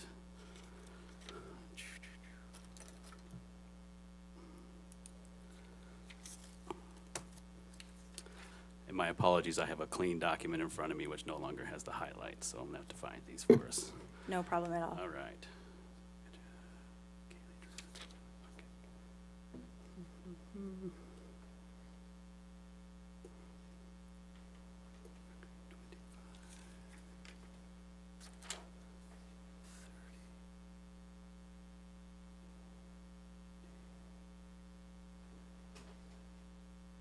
Okay, the first error or edit we would like to bring up would be with the Hillers Creek customer count as inputted in the narrative of 47.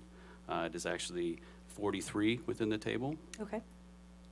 And these numbers, when I'm reading them aloud, and the table match the table from the application as well submitted by the parties. Okay, thank you. Can you specify which page of the memo you are on? Yes, I can. The table itself is on page 3 of 17. And the narratives for each system follow after. And Hillers Creek is on page 6.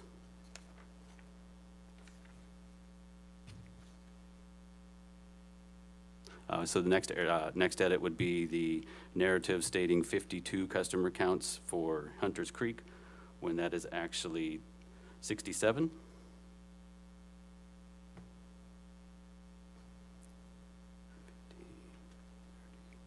And then we've got another for Ozark Meadows where it's stated as 30 customer connections, and that is 26 on the table.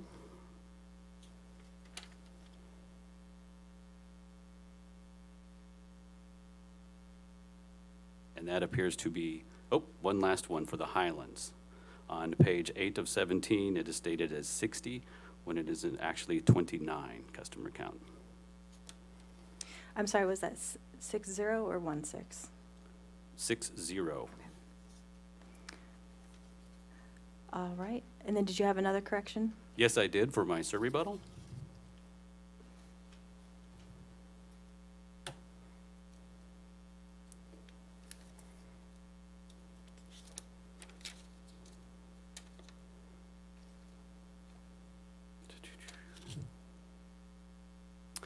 That would be on page 2, where I referred to on line 6 Dr. Mark's SIR rebuttal testimony, and that should have been rebuttal. All right. And these are all of the corrections. Is that correct? That is correct. Okay. And there's been a number of corrections. Would staff be able to submit errata sheets for the rebuttal and SIR rebuttal testimony of Mr. Robertson? Absolutely. We can do that. Would you be able to do that by the end of the day on Friday? We can do that. And I will allow until July 2nd, next Wednesday, for objections.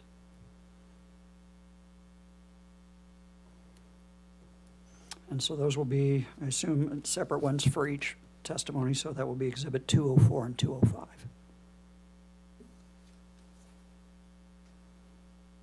right. Thank you. We will do that. Okay, go ahead. Sorry to interrupt. No problem at all. Mr. Robertson, if I asked you the same question today within Exhibits 200 and 202, would your answers be the same or substantially similar? Yes. Are those answers true and correct to the best of your knowledge and belief? Yes.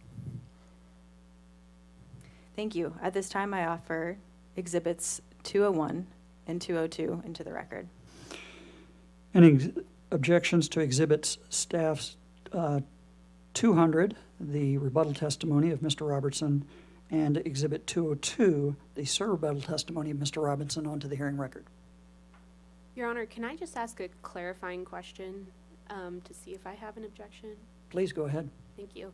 Mr. Robertson, are your updated numbers, do those match the updated numbers that the company submitted in its errata sheet this morning?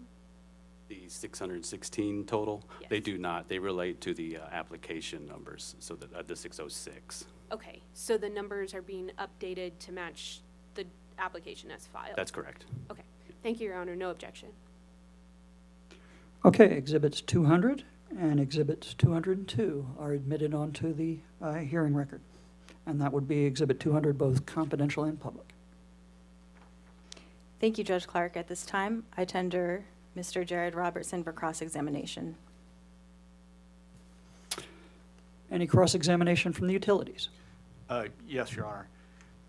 Mr. Robertson, in staff's statement of position, it concludes by saying, staff, cognizant of the fact that there is no exhaustive list of considerations influencing whether or not a sale is detrimental to the public, performed a thorough analysis using the above-mentioned criteria as a guide, considered all relevant factors, and found that the proposed sale is not detrimental to the public interest.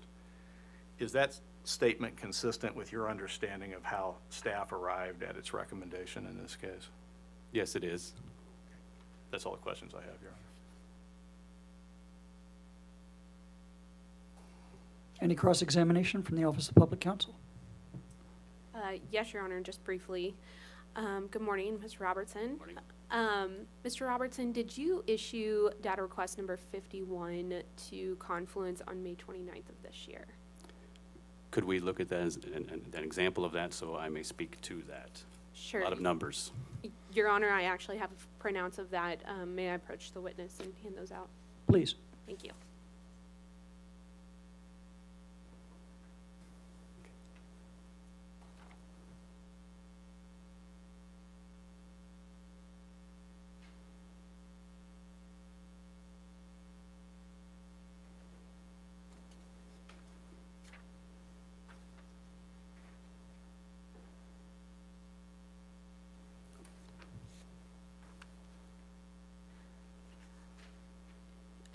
Just for clarity of the record, Your Honor, I would like to refer to this document as Exhibit 304, just for identification purposes. So, Mr. Robertson, I just want to ask you again, now that you've refreshed your recollection, did you issue data request number 51 to Confluence on May 29th of this year? Yes, staff issued this on that date, yes. Did you receive a response to that request? Yes, And did you review that response to the request? I did review that, yes. And Mr. Robertson, is the document that you're holding, is that both staff's data request number 51 as well as Confluence's answer to that data request? Yes, And is that a true and accurate copy of that data request and Confluence's response? to the best of my ability to understand, yes. Thank you. Your Honor, I'd like to admit Exhibit 304 into evidence. Are there any objections to admitting Public Counsel Exhibit 304, which is Staff Data Request 51, onto the hearing record? I would just want to mention that both the data request and the response are confidential. Yes, Your Honor, they are. We don't dispute that. Thank you. Any objections? I see none. Exhibit 304 confidential, DR 51 of staff is admitted onto the hearing record. Please go ahead. Thank you, Your Honor. Mr. Robertson, I'd now actually like to switch gears a little bit and talk about data request number 52. Your Honor, may I approach the witness with this document as well? Yes. Thank you. And if we can get a copy of 51 now, please. Yes, Your Honor, of course.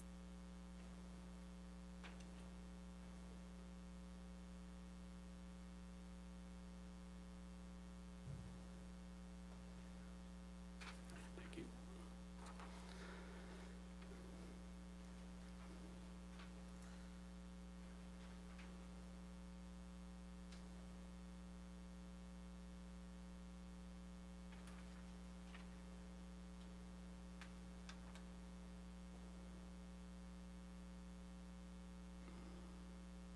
So, Mr. Robertson, similarly to data request number 51, did you issue data request number 52 to Confluence on May 29th of this year? Yes, And did you receive a response to that data request? yes, And I apologize, Your Honor, I should have mentioned, for clarity purposes, the OPC would like to identify this document as Exhibit 305. And did you review Confluence's response to that request? yes, And Mr. Robertson, is the document that you're holding, to the best of your knowledge, both staff's data request number 52 and Confluence's response to that data request? yes, And is that a true and accurate copy of the data request and Confluence's response to it, to the best of your knowledge? yes, And for clarity, the request is public, but the response is confidential. Is that correct? yes. Your Honor, I would like to admit Exhibit 305 into evidence. Any objections to admitting Public Counsel Exhibit 305 confidential, DR 52 and its response onto the hearing record? One point of order, both the requests, sorry about that.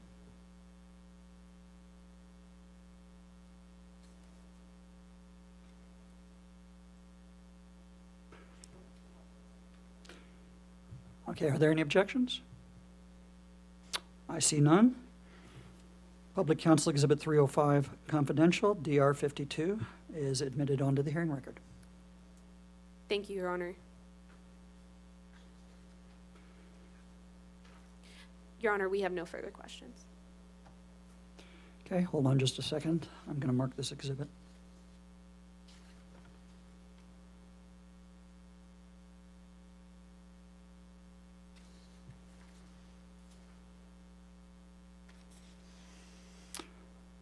Are there any commission questions for this witness?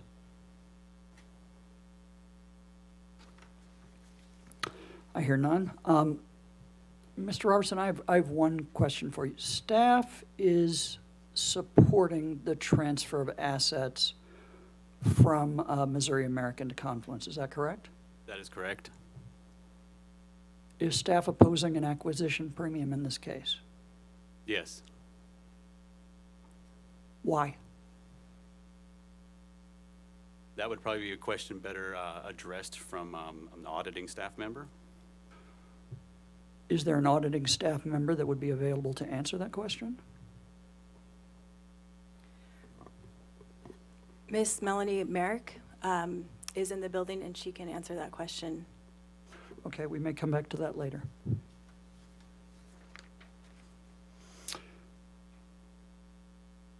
I have no further questions. Any redirect?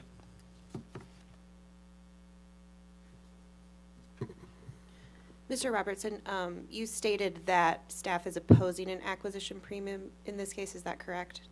That is how I answered, yes. Would it be more accurate to state that staff believes that making any determination about an acquisition premium at this point is not appropriate for this case? That would be more accurate, yes. Okay, thank you. Now, my next question, why would that be more accurate? That is what staff's recommended within their memorandum. Okay, that is acceptable. All right, if there's no further questions, Mr. Robertson, you may step down.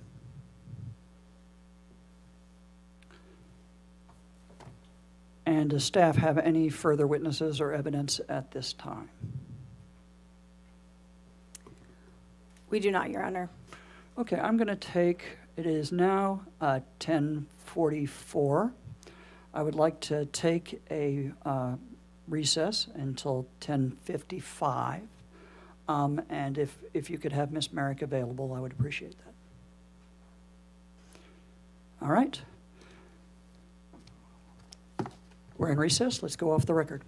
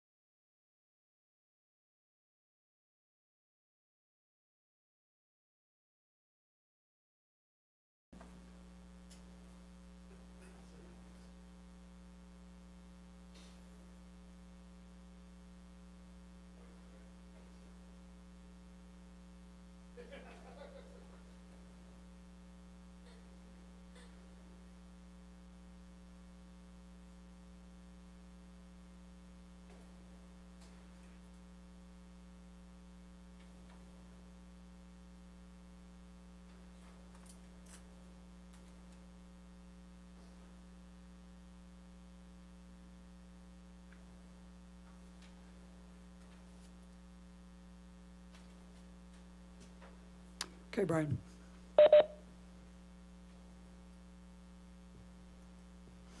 Okay, it is now 10:55. Let's go back on the hearing record. Staff, would you like to call witness Merrick? Staff calls witness Merrick to the stand.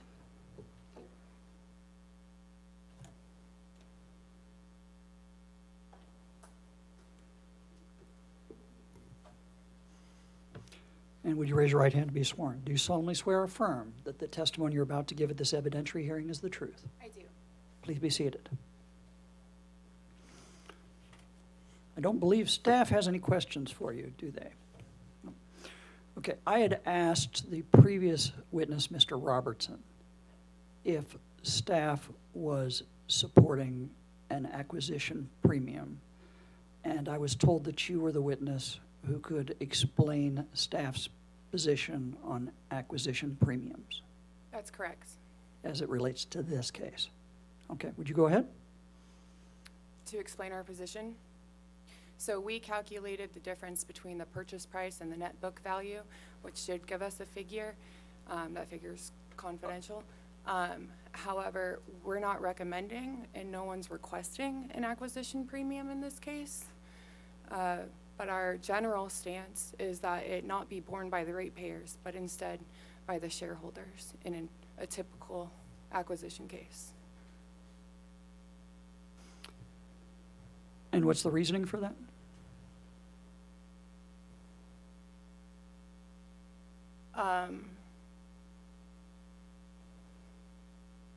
I would say basically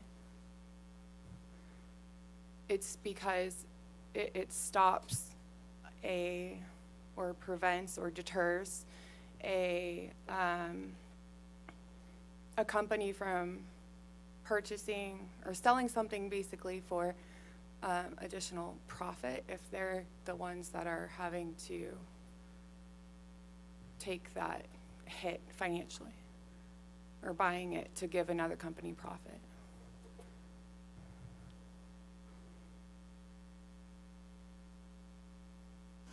Thank you. Are there any commission questions? I hear none. Are there any questions based upon my questions? Starting with the utilities? No questions, Your Honor. Public counsel, any questions for this witness?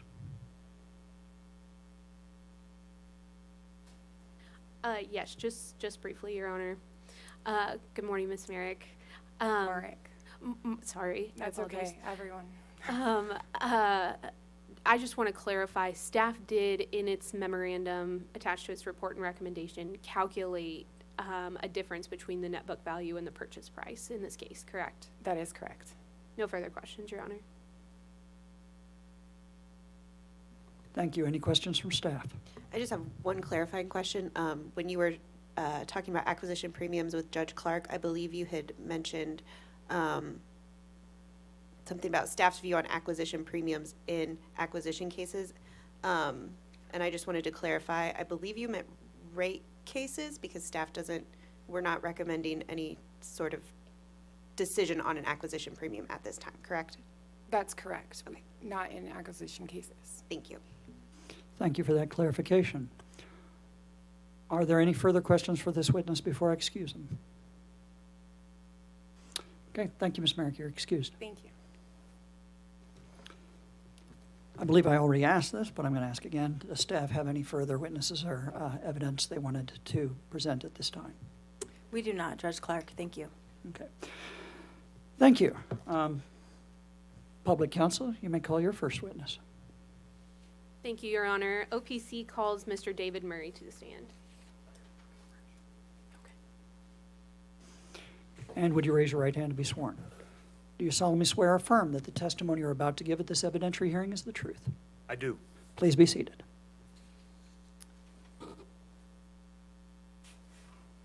Staff, go ahead. I'm sorry. Public counsel, go ahead. Thank you, Your Honor. Good morning, Mr. Murray. Can you please state your name and spell it for the record, please? My name is David Murray, and my last name is spelled M-U-R-R-A-Y. Thank you. And by whom are you employed and in what capacity? By the Missouri Office of Public Counsel as a utility regulatory manager. And are you the same David Murray who caused to be prepared rebuttal and surrebuttal testimony in this case? Yes. And do you have any corrections or additions to your written testimony that's been pre-marked as exhibits 300 and 301, both public and confidential versions? I do have a correction to my rebuttal testimony. It is on page 3, footnote 1. I indicated after adding $219 per month for WSIRA that the resultant rate is $67.55. That is incorrect. The WSIRA surcharge was $320, and the resulting rate was $68.56. Thank you, Mr. Murray. With that correction in mind, if I asked you these same questions today, would your answers be the same or substantially similar? Yes. Your Honor, I offer exhibit 300 and 301, both public and confidential versions, for admittance into the record. Any objections to admitting Exhibit 300, the rebuttal testimony, and Exhibit 301, the surrebuttal testimony of Mr. Murray, onto the hearing record? I see none. Just for consistency's sake, would staff file an errata sheet? OPC file an errata sheet? We certainly can, Your Honor. And could you do that by the end of the day on Friday? We can. And I will make that Exhibit 306, and I will allow till next Wednesday, July 2nd, for objections to said errata sheet. With that, seeing no objections, Exhibits 300 and Exhibit 301 are admitted onto the hearing record. Thank you, Your Honor, and we would tender Mr. Murray for cross. Any cross-examination from the commission staff? Yes. Mr. Murray, I know you have quite a bit of experience. How many years of experience do you have working at OPC and previously for commission staff? About 25 years. And in that time, do you have any idea how many rate cases you've worked on? Yeah, it's attached to my testimony. But I it's believe. been quite a few. Yeah, it's quite a few. Okay. Can you recall any rate case where the commission has ordered rates that were equal to or higher than the rate requested by the company in its direct filing? I believe that happens with small water and sewer companies, but I don't think that's occurred for a large utility. Okay. So would you agree with me that at the conclusion of its next rate case, Confluence's commission-approved rates will likely be lower than what is requested in their direct filing? I do not know. But based off of the pattern, you wouldn't feel comfortable saying that that's likely? There's always a first time, but I do not know. Okay. Do you think that Missouri Americans' rates will be higher in 5 years than they are right now? There's a lot of rates for Missouri American, so I do not know. Do you believe that their residential sewer rates will be higher in 5 years than they are right now? I do not know. Do you think in 10 years they'll be higher than they are right now?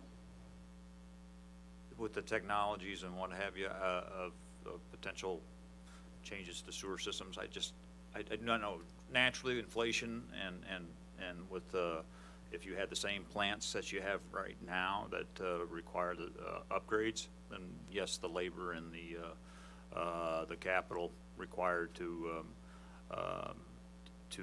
make necessary repairs and improvements to those systems should cause that cost to go higher.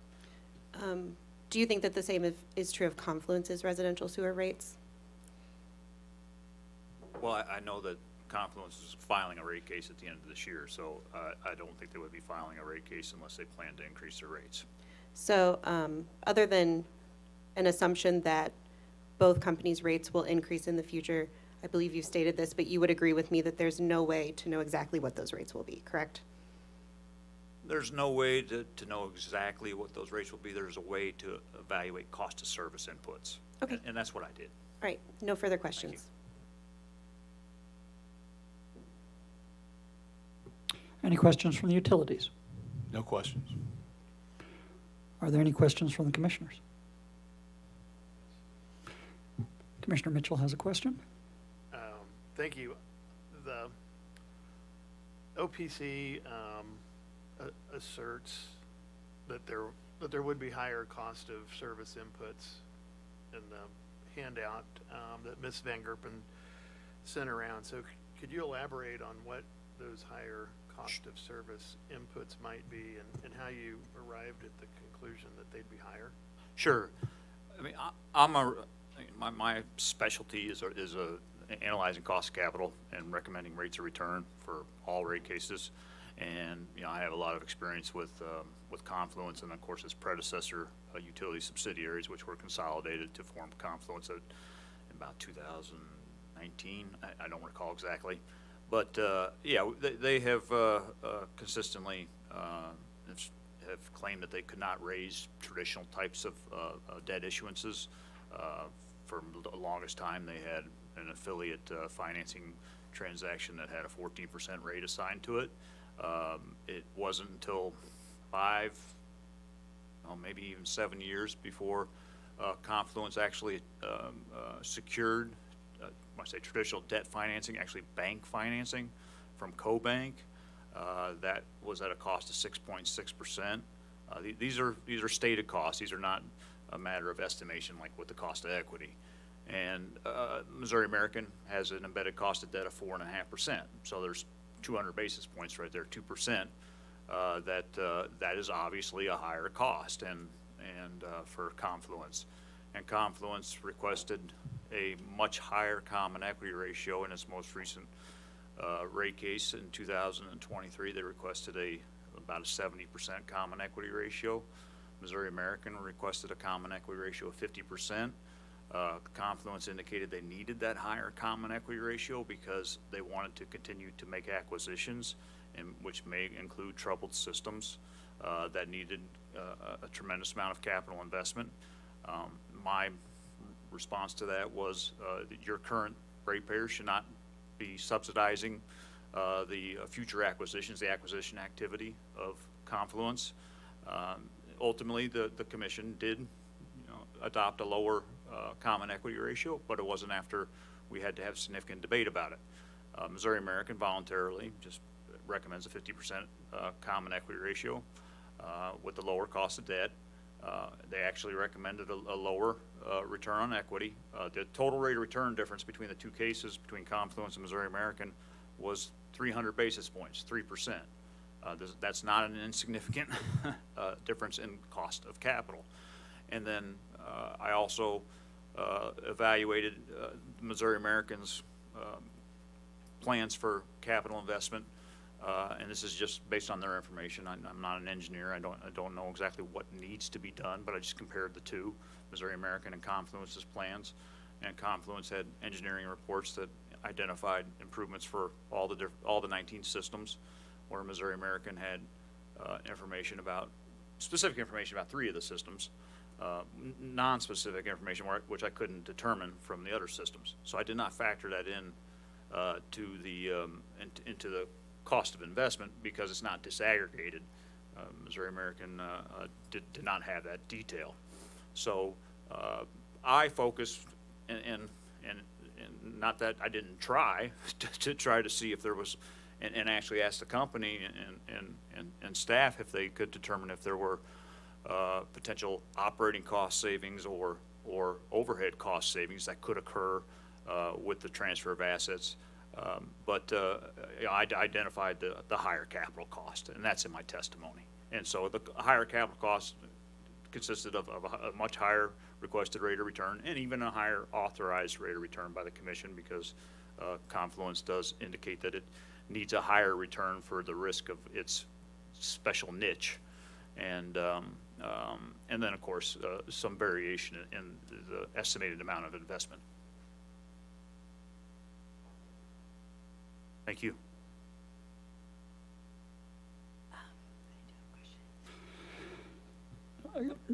Chair Hahn has a question for you, Mr. Murray.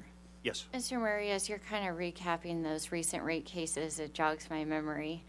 And I remember the commission, when Confluence did request the high debt equity ratio, the commission imputed a 50-50 capital structure. And then similarly, Missouri American did not concede to capital structure initially. It was a contested issue, and there was a difference. I think the difference was smaller than the 70, that was originally requested by Confluence, but I think for both, at least for this most recent Missouri American one, wasn't it still a contested issue? It was contested, but they just requested just slightly, by 50.3% common equity Yeah. versus Confluence is 70%. And I believe the reason why the commission adopted a hypothetical with Confluence is because the ownership model of private equity owning a CSWR is very opaque. It's American Water. I can go to their SEC filings and look at what their financial statements are and how they capitalize the parent company. And with the ownership of CSWR, but indirectly Confluence, unfortunately, I've not been able to review that information to see exactly how they're financing at a higher level, and so it's been very difficult. Do you recall the exact ROE that was requested by Missouri American in the last rate case, in the most recent rate case? I think it was 10.5, if I recall correctly, 10.75. 10.75, I'm sorry. I think that's right, with the zone of reasonableness going all the way up to 11.75. And do you recall what was requested by Confluence in their ROE? It was 11.5 or somewhere in that area. And the commission ordered 9.9? That's correct. Okay. And thank you, Mr. Murray. Thank you.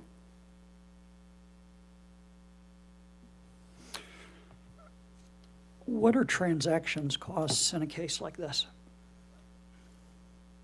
Transaction costs. The only transaction cost that I specifically reviewed is in, I don't know if this would be more of a this is more of a transition cost, the preliminary survey engineering cost that Confluence is incurring to evaluate the targets, which was $220,000, I believe. But I don't know what the other transaction costs are. So are you saying that a preliminary survey, that is or is not a transaction cost? You use the word transition cost, and I'm not familiar with that term.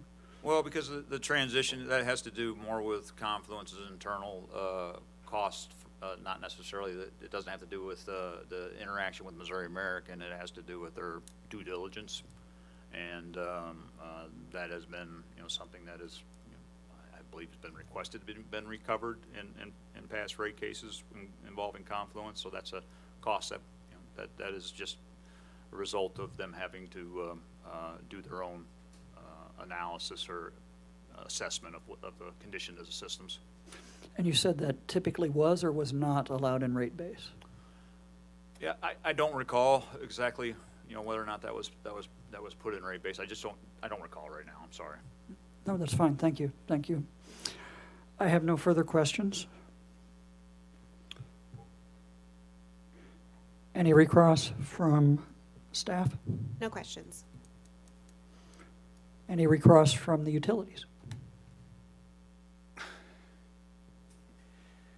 Yes. Let me start with this, and I think you said it, but there's a difference between requested ROEs, debt structure, or debt costs, capital structures, and those items as they may ultimately find their way into rates, correct? Yes. You were just talking about transaction and transition fees, correct, or costs? Yes. Those are generally something that's looked at in a rate case to determine recoverability of certain costs associated with a transaction, correct, or an acquisition. Looked at in a rate case, but discussed in context of an acquisition case. And you mentioned a $220,000 figure. You get that for surveying costs, correct? Yes, that's what was attached to the application, yes. And that was a number in a feasibility statement, correct, or feasibility study done early? That's the information that I had, yes. And you have no idea whether those are actual costs or costs that have been incurred, correct? I have not reviewed that specifically, no. And lastly, you talked about a whole lot of cost inputs. in response to commission questions. But would you agree with me, as we sit here today, the monthly Missouri American rate is higher than either of Confluence River's district rates for wastewater? Yes, that's a fact. Okay, that's all the questions I have. Any redirect from public counsel? Yes, Your Honor. Good morning, Mr. Murray, again. So there are a couple things that I want to touch on here. I believe in both your discussion with staff counsel and also with Commissioner Mitchell, you talked about the difference in what is requested and what is actually awarded. In this case, the OPC used what information it had, correct? Yes, I relied on information in the application and staff's recommendation and their, information from data request responses.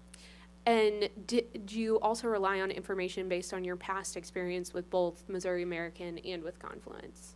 Yes. And I believe in your discussion with staff, you had mentioned that you've got quite a bit of experience, and so would it be fair to say that you're quite familiar with both of these companies? I am, yes. And did the OPC attempt to find offsets for these higher capital costs that you're referencing? I did. I mean, even though, as we pointed out, I don't think that we, as the Office of Public Counsel, have the burden of proof. I also want to try to solve problems and get to whether or not this is a transaction that may make sense. I mean, that's what we're here for. So I tried to look at information potentially as to what the overhead cost per connection might be for these systems and what the operations costs for these systems might be.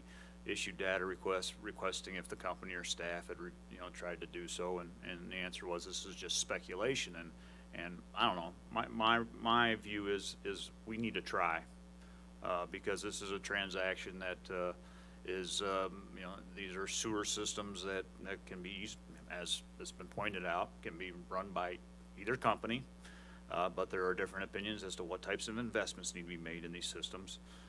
Obviously,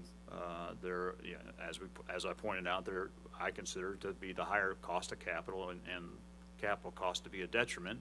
So if there were offsets, I welcomed that information to try to do a full evaluation as to whether or not this transaction, looks like it might be detrimental, and I did not receive any information.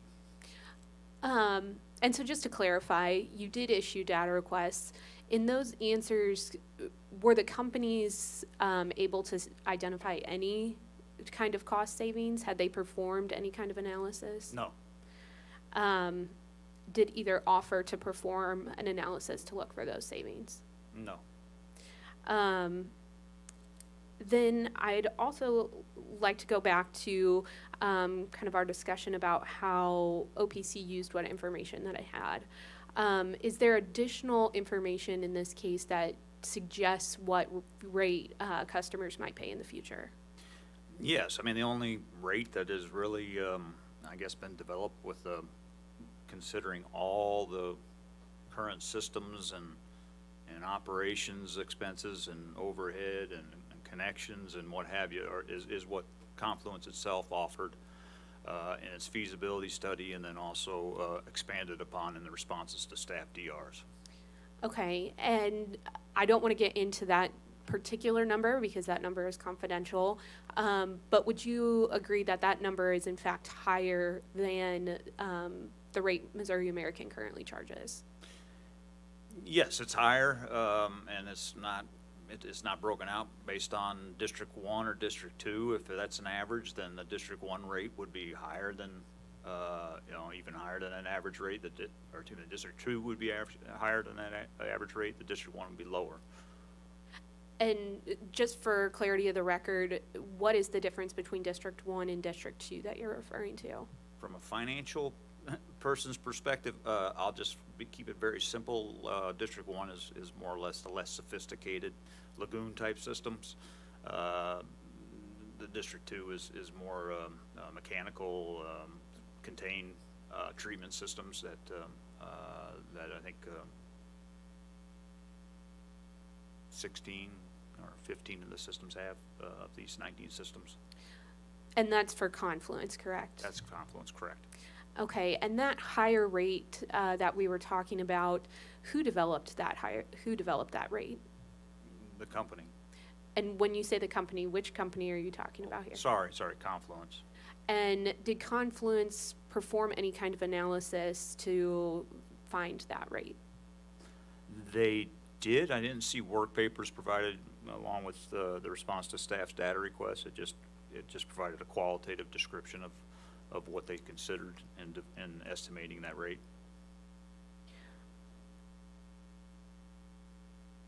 Okay. And when you say staff's data requests, which data requests are you talking about? 51 and 52. And those have been entered into the record in this case as exhibits, OPC exhibits 304 and 305, correct? Yes. Your Honor, can we briefly go in camera to discuss the actual amount of that rate? That is a confidential number. Yes, we can. We will go in camera. Anybody who's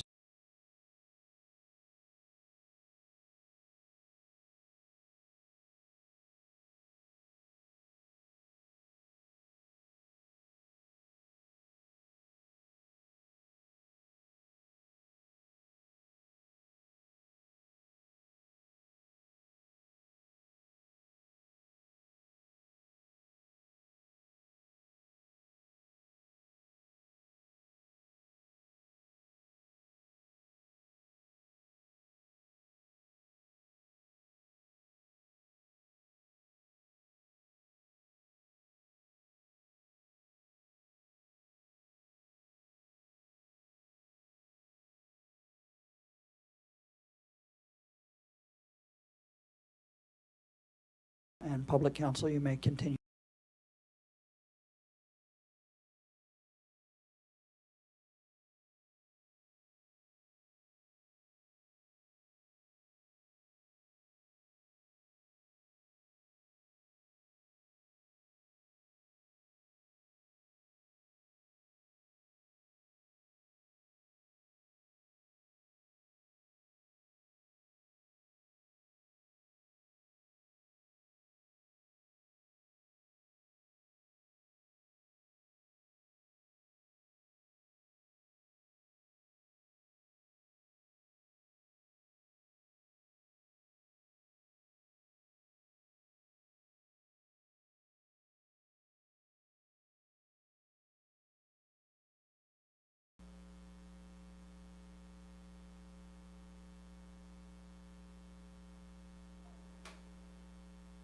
Okay, we are out of in camera. Any further questions from public counsel?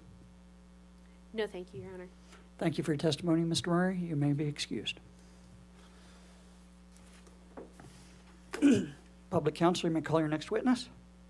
Thank you, Your Honor. The OPC would call Dr. Jeff Mark to the stand. Would you raise your right hand to be sworn? Do you solemnly swear or affirm that the testimony you're about to give at this evidentiary hearing is the truth? I do. Please be seated. Thank you, Your Honor. Good morning, Dr. Mark. Please state your name and spell it for the record. Jeff Mark, that's Geoff, Mark, Marke. By whom are you employed and in what capacity? I'm the chief economist with Missouri Office of Public Counsel. Are you the same Dr. Jeff Mark who caused to be prepared rebuttal and surrebuttal testimony in this case? I am. Do you have any corrections or additions to your written testimony that has been pre-marked as exhibits 302 and 303, both public and confidential versions? I do not. If I asked you those same questions today, would your answers be the same or substantially so? Yes. Your Honor, I would offer exhibits 302 and 303, both public and confidential versions for the record. Are there any objections to admitting Exhibit 302, the rebuttal testimony, and Exhibit 303, the surrebuttal testimony of OPC witness Dr. Mark, onto the hearing record? I see none. Those witnesses, or those exhibits will be admitted, both public and confidential. Thank you, Your Honor. We would tender Dr. Mark for cross. Any cross-examination from the commission staff? Yes, Judge Clark, we do have a couple of cross-examination questions.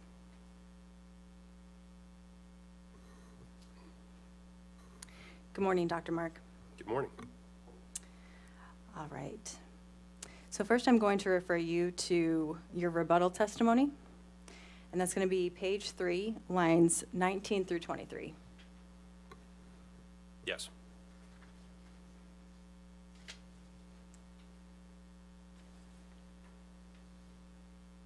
And then I'm also going to refer you to, let's see. Sorry, one moment.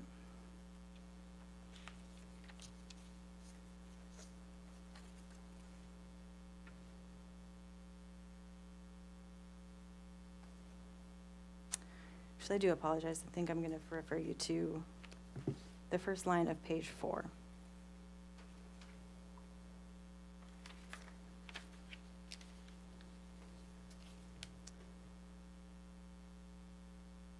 Okay.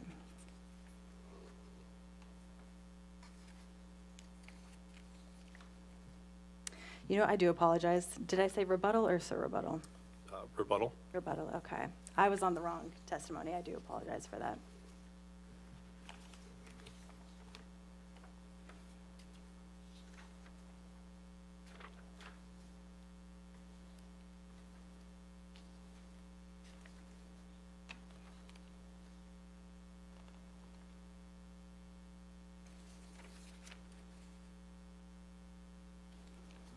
Okay.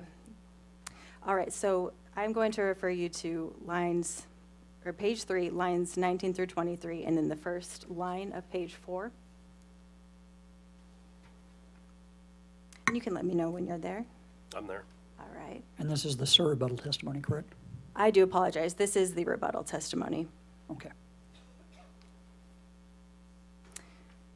Okay, so here you state, I believe CSWR's business model is wholly unique in the regulated utility sector.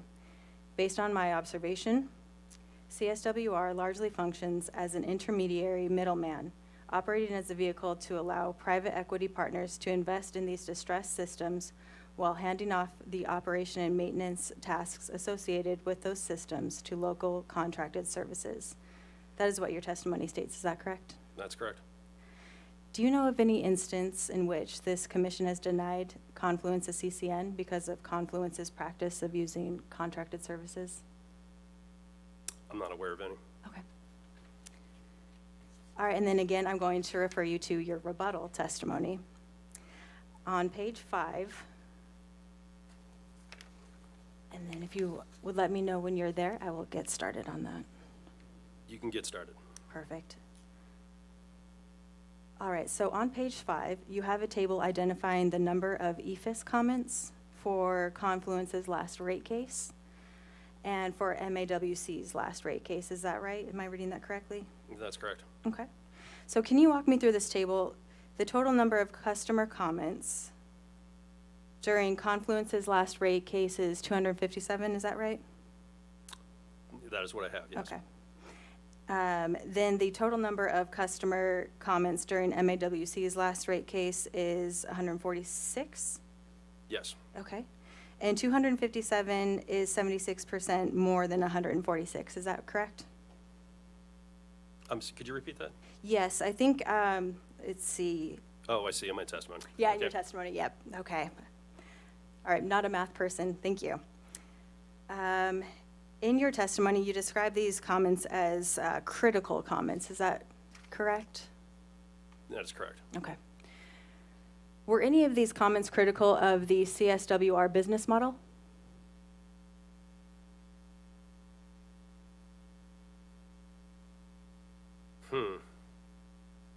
I think that's difficult to answer. I mean, how do you separate the business model from the business actions? I mean, the customers were critical of the company and its service. I think that's reflective of that business model. Can you give any specific examples of customer comments that specifically talked about customer service issues regarding, I guess, the contracted services? Or did the customers ever specify whether these services were provided by contractors? I can't recall. Okay. And then can you tell me, did you read all of these comments? I have at times, yes. Okay, thank you. All right, and then in your sir rebuttal testimony, so I'll let you get there and then I'll get there as well. Okay. All right, and then I'm going to refer you to pages 9 through 11.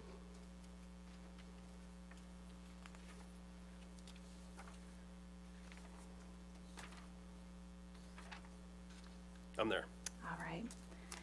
So on pages 9 through 11, you discuss the concepts of technical, managerial, and financial capacity, or TMF capability. Is that correct? That's correct. All right, and then I'm going to refer you specifically to page 11, lines 1 through 4. I'm there. Okay. All right, in response to the question, does this framework assist the commission in determining whether this sewer acquisition between two commission-regulated public utilities results in a net detriment to customers? You state, no, this standard does not apply to sewer systems. Is that correct? That's correct. Okay. All right, so then I'm going to refer you to, again, your sir rebuttal testimony, and we're going to do page 2, line 19.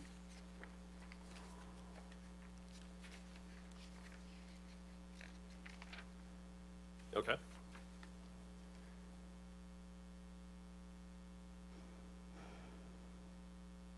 All right, so in line 19 of page 2, you refer here to a case called Osage Utilities Operating Company versus Missouri Public Service Commission, correct? Correct. Have you read this case? I have read the cited standard. Well, let me refer. Have I? At what level? Have you read this case in its entirety? My familiarity with the case is largely confined to the appeals process. Okay, and so I do apologize. I meant, the appellate opinion as well. Okay. Mm-hmm. So you read the appellate opinion?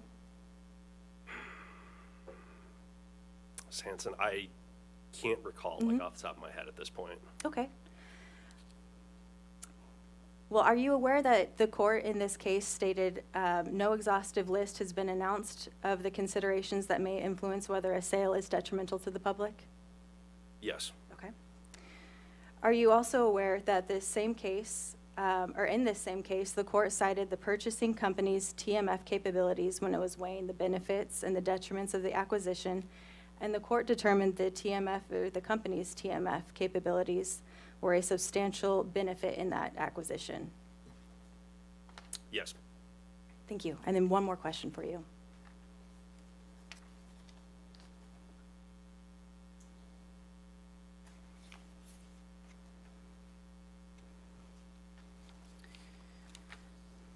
Dr. Mark, I'm going to refer you to your rebuttal testimony. Okay. All right, and it's going to be page 11.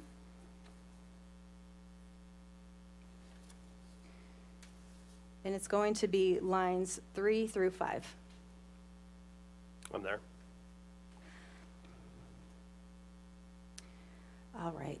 So in response to, or in discussion of the acquisition premium, you state, if the commission elects to transfer assets, I would support the staff's position as it pertains to not allowing an acquisition premium in reflected rates.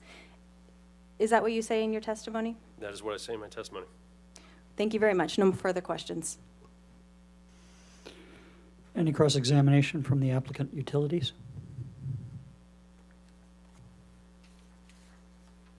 Briefly, Your Honor. Dr. Mark, you referred to comments in the last Confluence Rivers rate case being about the company in service, correct? Yes. Would you agree that most of those comments primarily had to do with the proposed rate increase? Yes.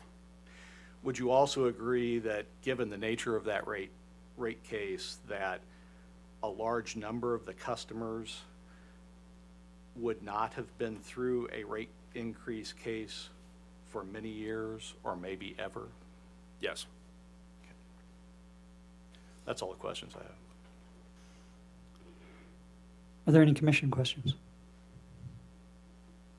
Just one, Dr. Mark, and since Ms. Van Gerpen invited us to ask you about this, I mean, where do you specifically think that, where do you specifically think that the quality of service would suffer if this transaction occurred?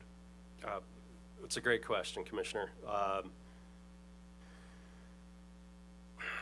So, my take on it is, at a high level, what I'm hearing today and throughout the testimony, at least from the staff, is that these are all regulated utilities. The commission has discretion over, future increases or decreases or in anything in between. The reality of it is that these, all of our utilities are very different. They all have different business models, they have different resources, they have different risk profiles, they have different cost. Customers can't choose their provider. So we've got this whole system in place, and it's largely predicated on this idea of economies of scale and decreased inefficiencies. American Water is a really good example of that. They're able to go ahead and acquire systems at a much cheaper, and operate them at a much cheaper level than they otherwise would in a vacuum. The size difference between American Water and CSWR, their business model, and the overall public perception is categorically different. So the case that staff cited back, that I reference in my testimony, the Osage sewer case, these are cases where CSWR was going out and acquiring de-stress systems. These are systems that, operators, walked away or they let it, in disrepair. Contrast, the systems that are being acquired, 90% of them, I think we heard 2 systems that have some ammonia issues that are already being, worked out through DNR. But 96% of these systems are good systems. They don't need any additional repair. If I'm a customer of that system, in knowing what I know that I would be walking in, I'd be changing a provider, I'd be getting a short-term bill discount until the next rate case, and we can all, I guess, reasonably, defer as to what, those future rates are. But directionally, it is a more expensive company to run. There is more risk involved in that. And you see that, Mr. Murray's, discussions about cost of capital. I think it's an obvious perception in terms of economies of scale, in terms of, its business model, one where you have a contractual employee with one designated individual who functions as an overseer across the entire state of Missouri versus having a service company down the street, complete with a crew of people, let alone the resources that American Water provides customers. But even if we ignored all of those facts, again, the business model is such where all of these private water utilities across America, it is clear that they want to acquire future systems and increase that capital. Like, I get that makes perfect sense. CSWR has made a career out of focusing on ugly systems, getting those ugly systems. And it's all predicated on past customers helping subsidize all of those systems. The larger that customer base, the more you can spread those costs around. When you've got 1 million+ customers for American Water, you can do that pretty well without going ahead and inducing rate shock in any one particular instance. When you've got a much smaller base like CSWR, that means those customers who don't have any,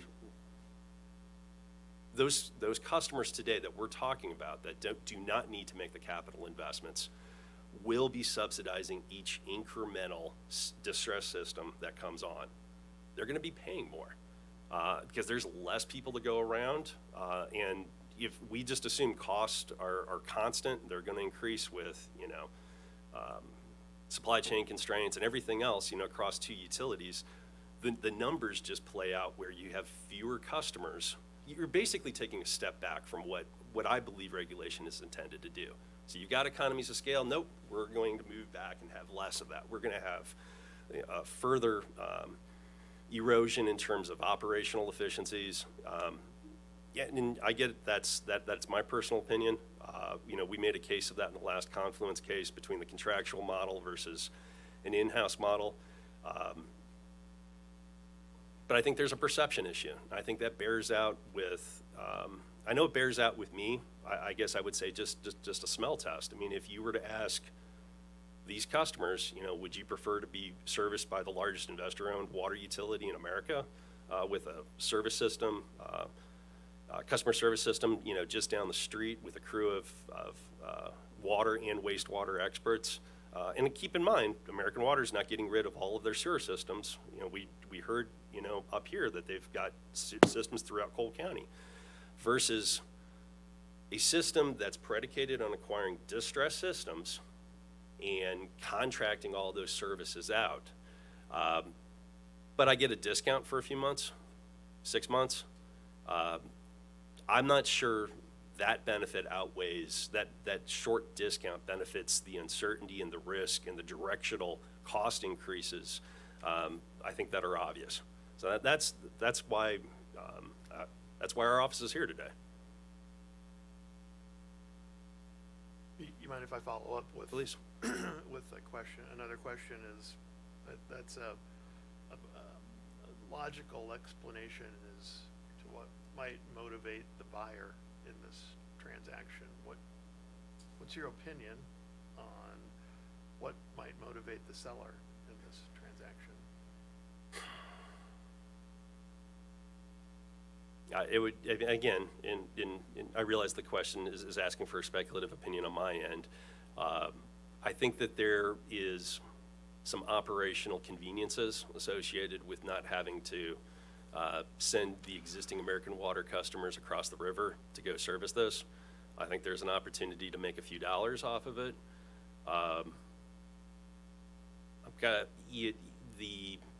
Beyond that, I don't think I can conclusively say one way or the other. Fair enough. Yeah. Thank you. Thank you.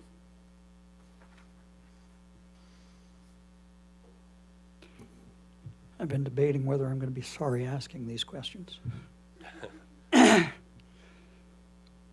Between Missouri American and Confluence Rivers, at this point in time, whose rates are higher? American Waters. And is it OPC's thought that, given that Confluence has indicated they're going to be filing a rate case in the third or fourth quarter of this year, is it OPC's opinion that Confluence's rates will then be higher after that? Not just then, but long term. Again, it's the think of it in terms of just absorbing a risk, that would take place if there was a large boil order. There's a contaminant with a given system. I believe American Water is in a better position to provide a cost-effective solution to those problems because of economies of scale than a contractual model with much, much, much smaller customer base. Would it be fair to say that that future rates are completely unknown? The specific rate, yes. I mean, I would say that is an uncertainty directionally. I think I have a degree of confidence that they're going to increase. You had indicated, you said the expectation would be that rates would generally move up given economies of scale and supply chain costs. Isn't the assumption that in a vast majority of the times that that utilities are applying for rate change, that rate is going to go up? So it'd be the loss of economies of scale. I mean, that's the key difference. You're going from the largest investor-owned utility, water utility in America, to a much, much smaller model, much smaller customer base, much smaller resources. For all of those reasons, yes. But the rates for either company in the future at this point are speculative. Well, we know what the rates are today. what we know about future investment within the information that's in the record. Mr. Murray talked about some DR responses and some analysis. Our concern is that even looking at the capital investments, and I realize this is a snapshot in time, American Water didn't look at across all 19 investments, but there's clear cost differences between their expected capital planned investment. So, right there are differences, and that is a direct reflection of the type of company that, again, American Water is able to go ahead and bring those costs down because of its size, because of its power. Are you aware of any two regulated utilities in Missouri that have the same rates?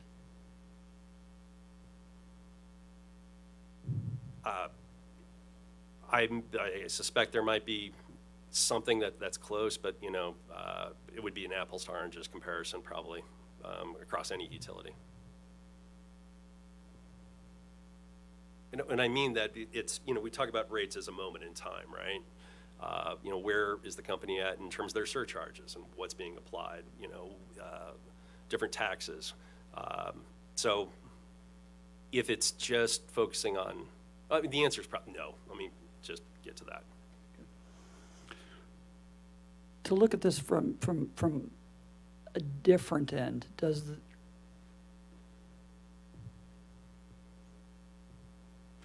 Missouri law allow, do you know if Missouri law allows a customer to change providers for a rate differential? I can't answer that, sir. I'd probably defer to my attorney on that. Okay, thank you. Any requests from the commission staff? Oh, I'm sorry, I apologize. Chair Hahn has a question. Dr. Mark, I still think I'm new at the commission, but in the past, has OPC ever taken a position against a system acquisition before? Against a system acquisition? Yes. Were those between two regulated investor-owned utilities? Yes. Yes. And can you give me OPC's position in that example, or was Sure. it for something similar? So it's a great question, and that is really, when this case came to our attention, the first thing that I flagged that seemed odd was the use of the Tartan criteria and the TMF criteria being applied to this. My experience with the Tartan criteria is largely, we apply that methodology to certificates of convenience and necessity. We think of it in transmission cases and stuff like this. I've always, been taught, I've always operated under the assessment, of a no net detriment standard. When I apply a no net detriment standard, I look at the two utilities, and it's really just, there's a degree of objectivity and there's a degree of normative of perspective on it. And I say the normative perspective, and that comes to the quality of service and stuff like that. But you compare the utilities, and at the end of the day, if that transaction should net out to be at least neutral or better. And that's what we did here. We looked at lots of different variables. Mr. Murray, provided the cost of capital, perspective on that. We looked at overall customer perception and comments. And we just got through with an enormously large Missouri American Water rate case, the largest one that I've ever experienced.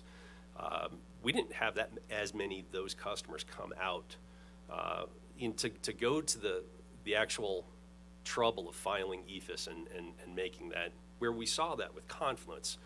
And Mr. Cooper's right.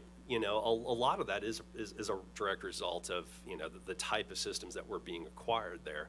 But yeah, the customers did not seem particularly happy with the service that was being provided.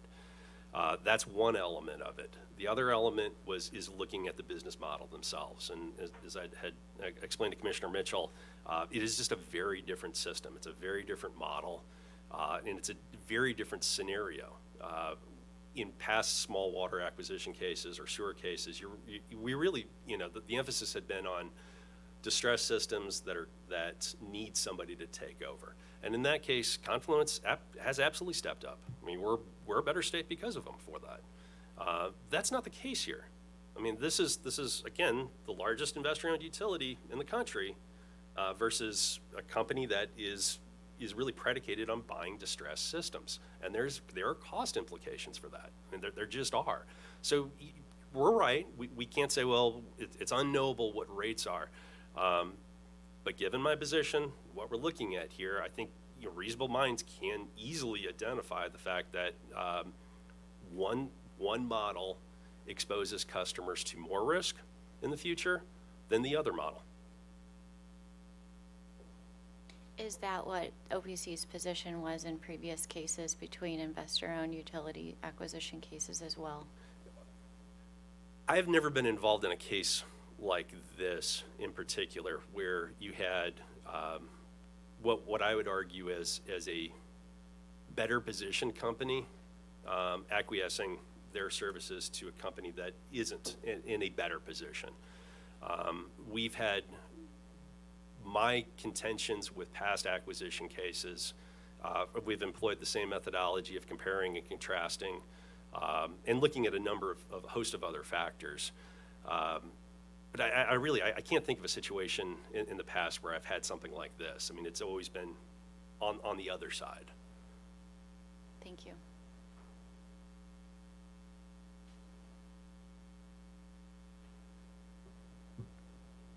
Any recross from the commission staff? Yes, Judge Clark, a couple of questions.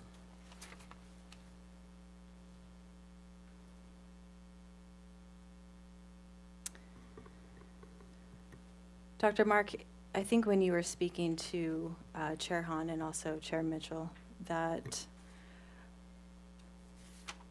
Confluence largely acquires distressed systems. Is it your opinion that Confluence should only be allowed to acquire distressed systems? No. So you also mentioned to Chair Hahn that the effort that Confluence customers took to make comments in EFIS in their last rate case, is that correct? That's correct. Okay. Are you aware of any formal customer complaint cases that Confluence customers have filed? I can't speak to that. Okay, thank you.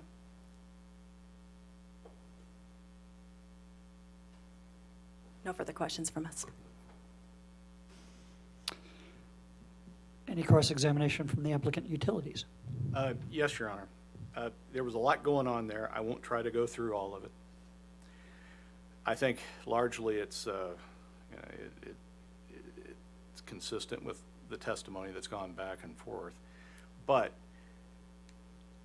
in terms of future rates, would you agree with me that Missouri American Water Company has been a common user of the WSERA process since that became effective? Yes. And you would expect that to continue in the future? Yes. Would you expect that at some point in the future, Missouri American would file a rate case based upon a future test year? Yes. You mentioned that Missouri American might be in a better position to deal with sort of large projects that might be required at the water system, I think, during this testimony. Were you here this morning when Mr. Kadike indicated that in terms of larger, more complicated projects, that Missouri American actually uses contract labor for those? Well, I think what Mr. Kadike said specifically is for specialty work. I don't believe he was, well, the record will be what the record is. My understanding, my interpretation of hearing him was over operational issues. If there was a specific test, if there was a specific employee that needed to do something, that expertise wasn't there, then they would do that. But I'm thinking out loud. I would agree. Okay. You also mentioned sort of projected investments for these 19 systems. And I guess starting with we both, I think, start with the premise that projections are projections, right? That's correct. But are you familiar with Mr. Kadike's rebuttal testimony where he applied a portion of the sort of general capital investment amount that had been included in the Missouri Americans DR, along with the specific project estimations, and determined that it, at least in terms of these projections, Missouri Americans' projected investment for these 19 systems is actually larger than that projected by Confluence Rivers. I am familiar with the statement. I have not had the opportunity to analyze that. An awful lot of your responses to the commission question was really premised on the fact that Missouri American and its parent, American Water Works Company, are large, correct? And you at least see advantages associated with that size, correct? That's correct. And as OPC said before, Missouri American's the largest in the country and the largest in Missouri, correct? American Water is in the country in Missouri, yes. Is the result of your position that, and we'll be specific to Missouri American, that Missouri American could never sell a system because it's so large and it could never find a purchaser that would be of equal size? I would have to evaluate that on a case-by-case basis, Mr. Cooper. That's all the questions I have.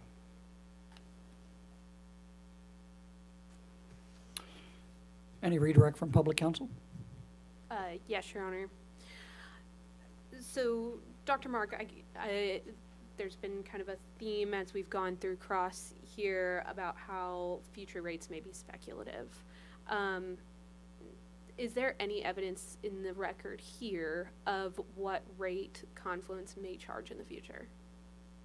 My understanding is some assumptions based off of the DER responses.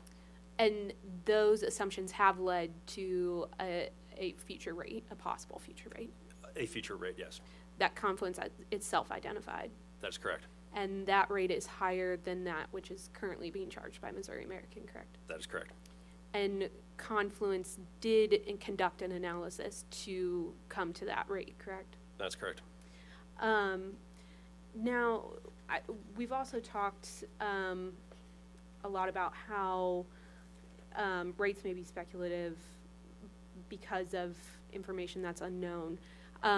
Did the OPC attempt to conduct discovery to find information that could be used to identify those rates? Yes. What kind of responses did you receive?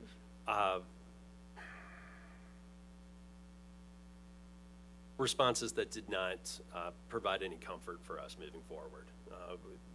So directionally, our position had not changed. And were either of the companies able to identify any kind of offset or reduction in cost of service to identify the higher costs that the OPC had identified? No, and that's an important distinction. So, in some acquisition cases, if the scales are distorted in one way or the other, a company will come in and offer additional benefits to offset that. Sometimes that's a bill credit or, additional disallowances in future considerations on capital investments. It can vary to try to offset that. There's nothing like that exists in this case. And the closest thing that the company came up with is, and this wasn't in their application itself. It came out really, I think, in their position statement. It was like, we'll keep the existing rate that American Water is applying. And again, from our perspective, that's a very short-term gain that doesn't offset the risk that I articulated earlier. And Dr. Mark, you've been with the OPC for a little while.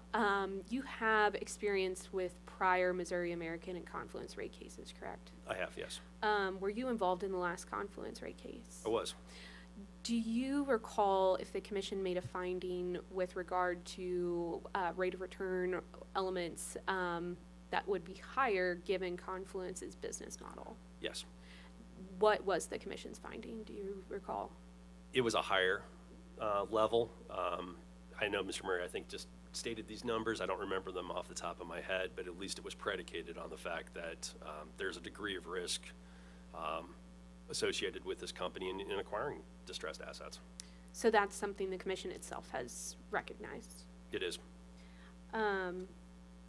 Now, I want to turn to something you were just talking about with Mr. Cooper, and that is the WSERA surcharge and the future use of the future test year. Are you familiar with those two items? I am. And is there anything that has recently changed how those affect rate making in Missouri? They've expanded, and they've expanded not only, in the scope of projects that can be included, but who can participate in that. And moving forward, my understanding is that CSWR has met the minimum threshold to effectively do everything that Missouri American Water can in terms of expedited recovery and increased surcharges. And based on your experience in rate making in Missouri, do you expect that Confluence would take advantage of those surcharges? I would be surprised if they don't. Thank you. And now I just want to follow up additionally on the contract labor for Missouri American. The OPC attempted to discover who operates these systems for Missouri American. Are you aware of that? Yes. And did Missouri American identify any specific employees who operate these systems for Missouri American? I can't remember. I don't believe they've required names, but yes. Okay. And those were company employees, correct? Those were company employees, yes.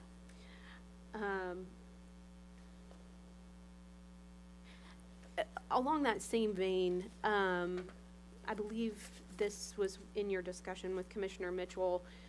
You talked about how the OPC has brought up before the use of contractors for Confluence Rivers. Is the OPC taking any position on Confluence's use of contractors in this particular case? I might need to rephrase that. Okay. Let me, Okay. I apologize, Judge. I'm going to rephrase that question. In the prior Confluence Rivers case, the OPC took a position that Confluence should not be using independent contractors. Is that correct? That's correct. Is the OPC attempting to support that position in this case? That is not, I'm not opine, well, The confines of this case, I'm not recommending or looking at arguing over whether or not Confluence needs to change their business model.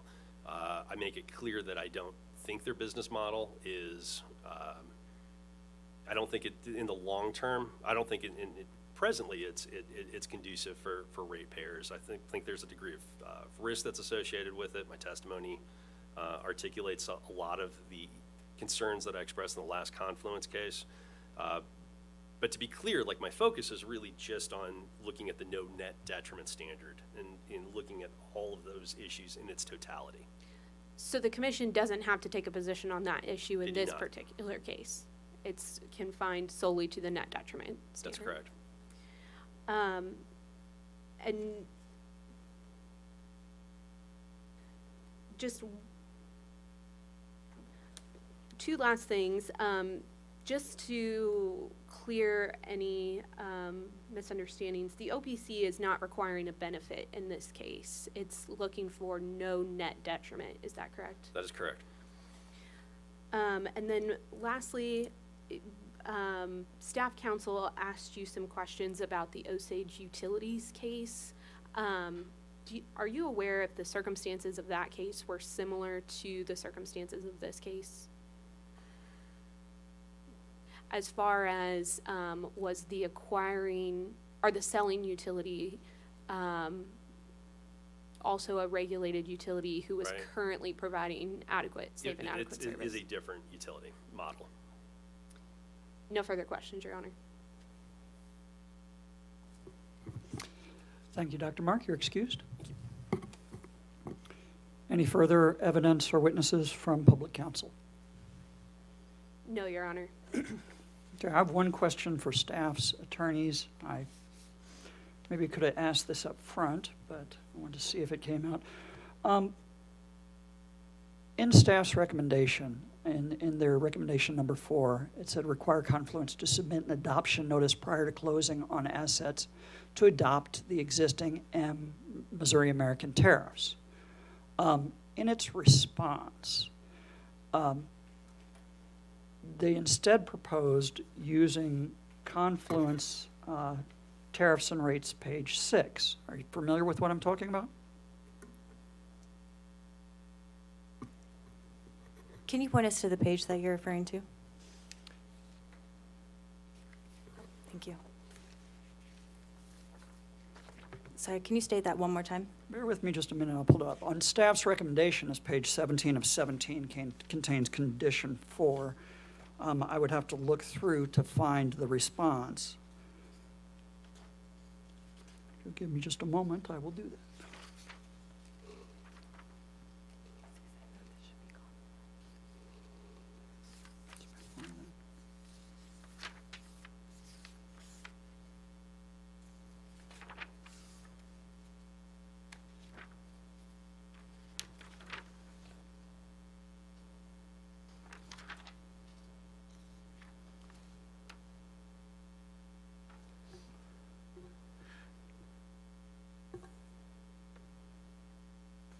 Judge, if you'll allow me to jump in just a little bit. I believe I know what it is now. In your response, it says, under number 5, here, Missouri American will still be a sewer corporation after the closing of the subject transaction. Thus, rather than adopting Missouri American's tariff in whole, Confluence Rivers proposes as follows.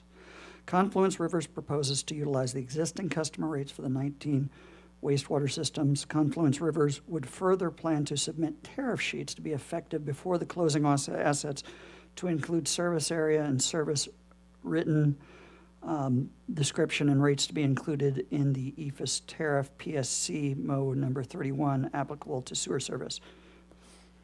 I believe that's correct. Am I off? I think that's correct. And I would just add, if that, just to, so it makes more sense. The reason that the company had a slightly different proposal as to the tariffs was exactly what was said, which is many times the company is buying an entire system, and this happens for Missouri American as well sometimes, they will adopt the entire tariff book in EFIS as a part of that, and then those tariffs get blended together in the next general rate case. Given here that Missouri American will still be a sewer corporation post transaction or acquisition, we can't really adopt, or the Confluence Rivers can't really adopt their entire tariff book, right? That tariff book needs to stay in EFIS. And so that was the reason for kind of being a little bit more particular about which sheets would be filed by Confluence Rivers prior to a closing.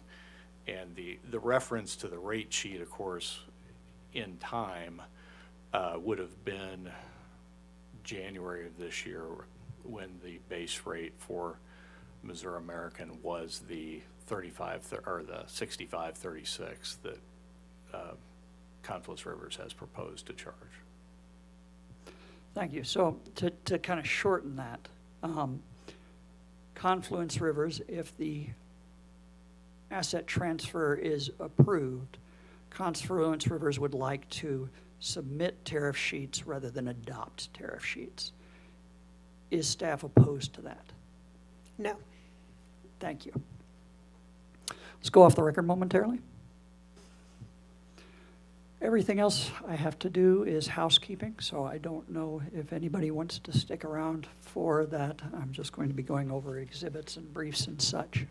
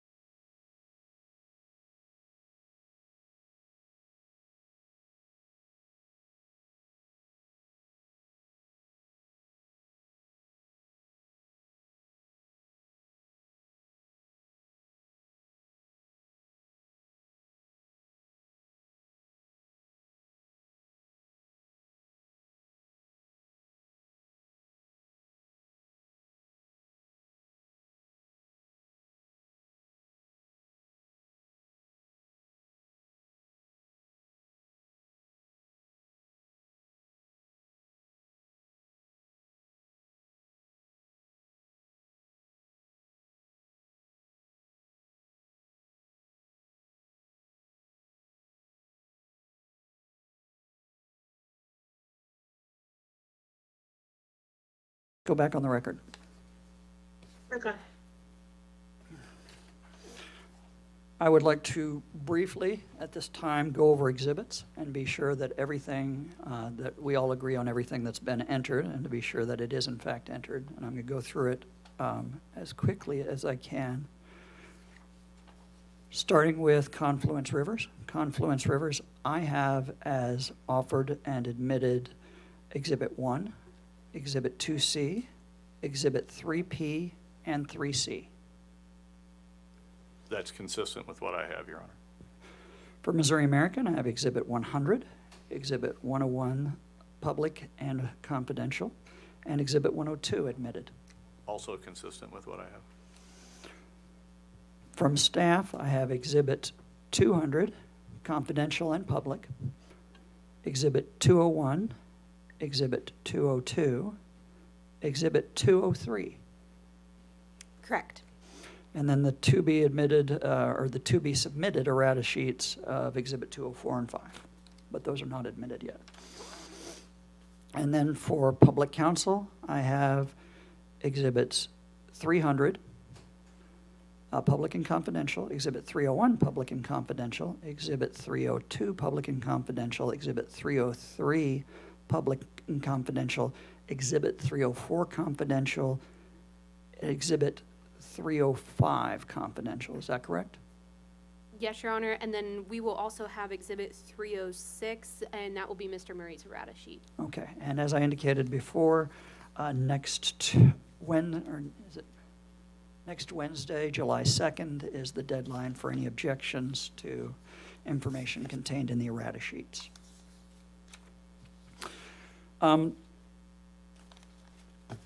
Sarah, when will transcripts be available?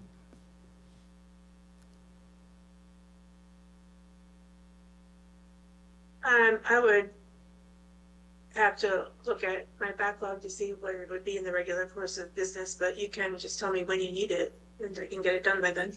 I don't think anybody requested expedited transcripts, so I believe that we are working on a standard 10-day assumption. Okay. If you change your mind, just let me know. Okay, and that would put transcripts available roughly around the 7th of July. I have down that there will be an initial brief due July 18th. Is that everybody's understanding? See a lot of head shaking, yes. And I have that reply briefs will be due July 28th. Is there anything else that the commission needs to take up at this time before I adjourn this hearing and go off the record? I hear and see nothing. With that, I will adjourn this proceeding. Thank you all for being present today and being prepared. And we'll go off the record. Okay, I do need to get some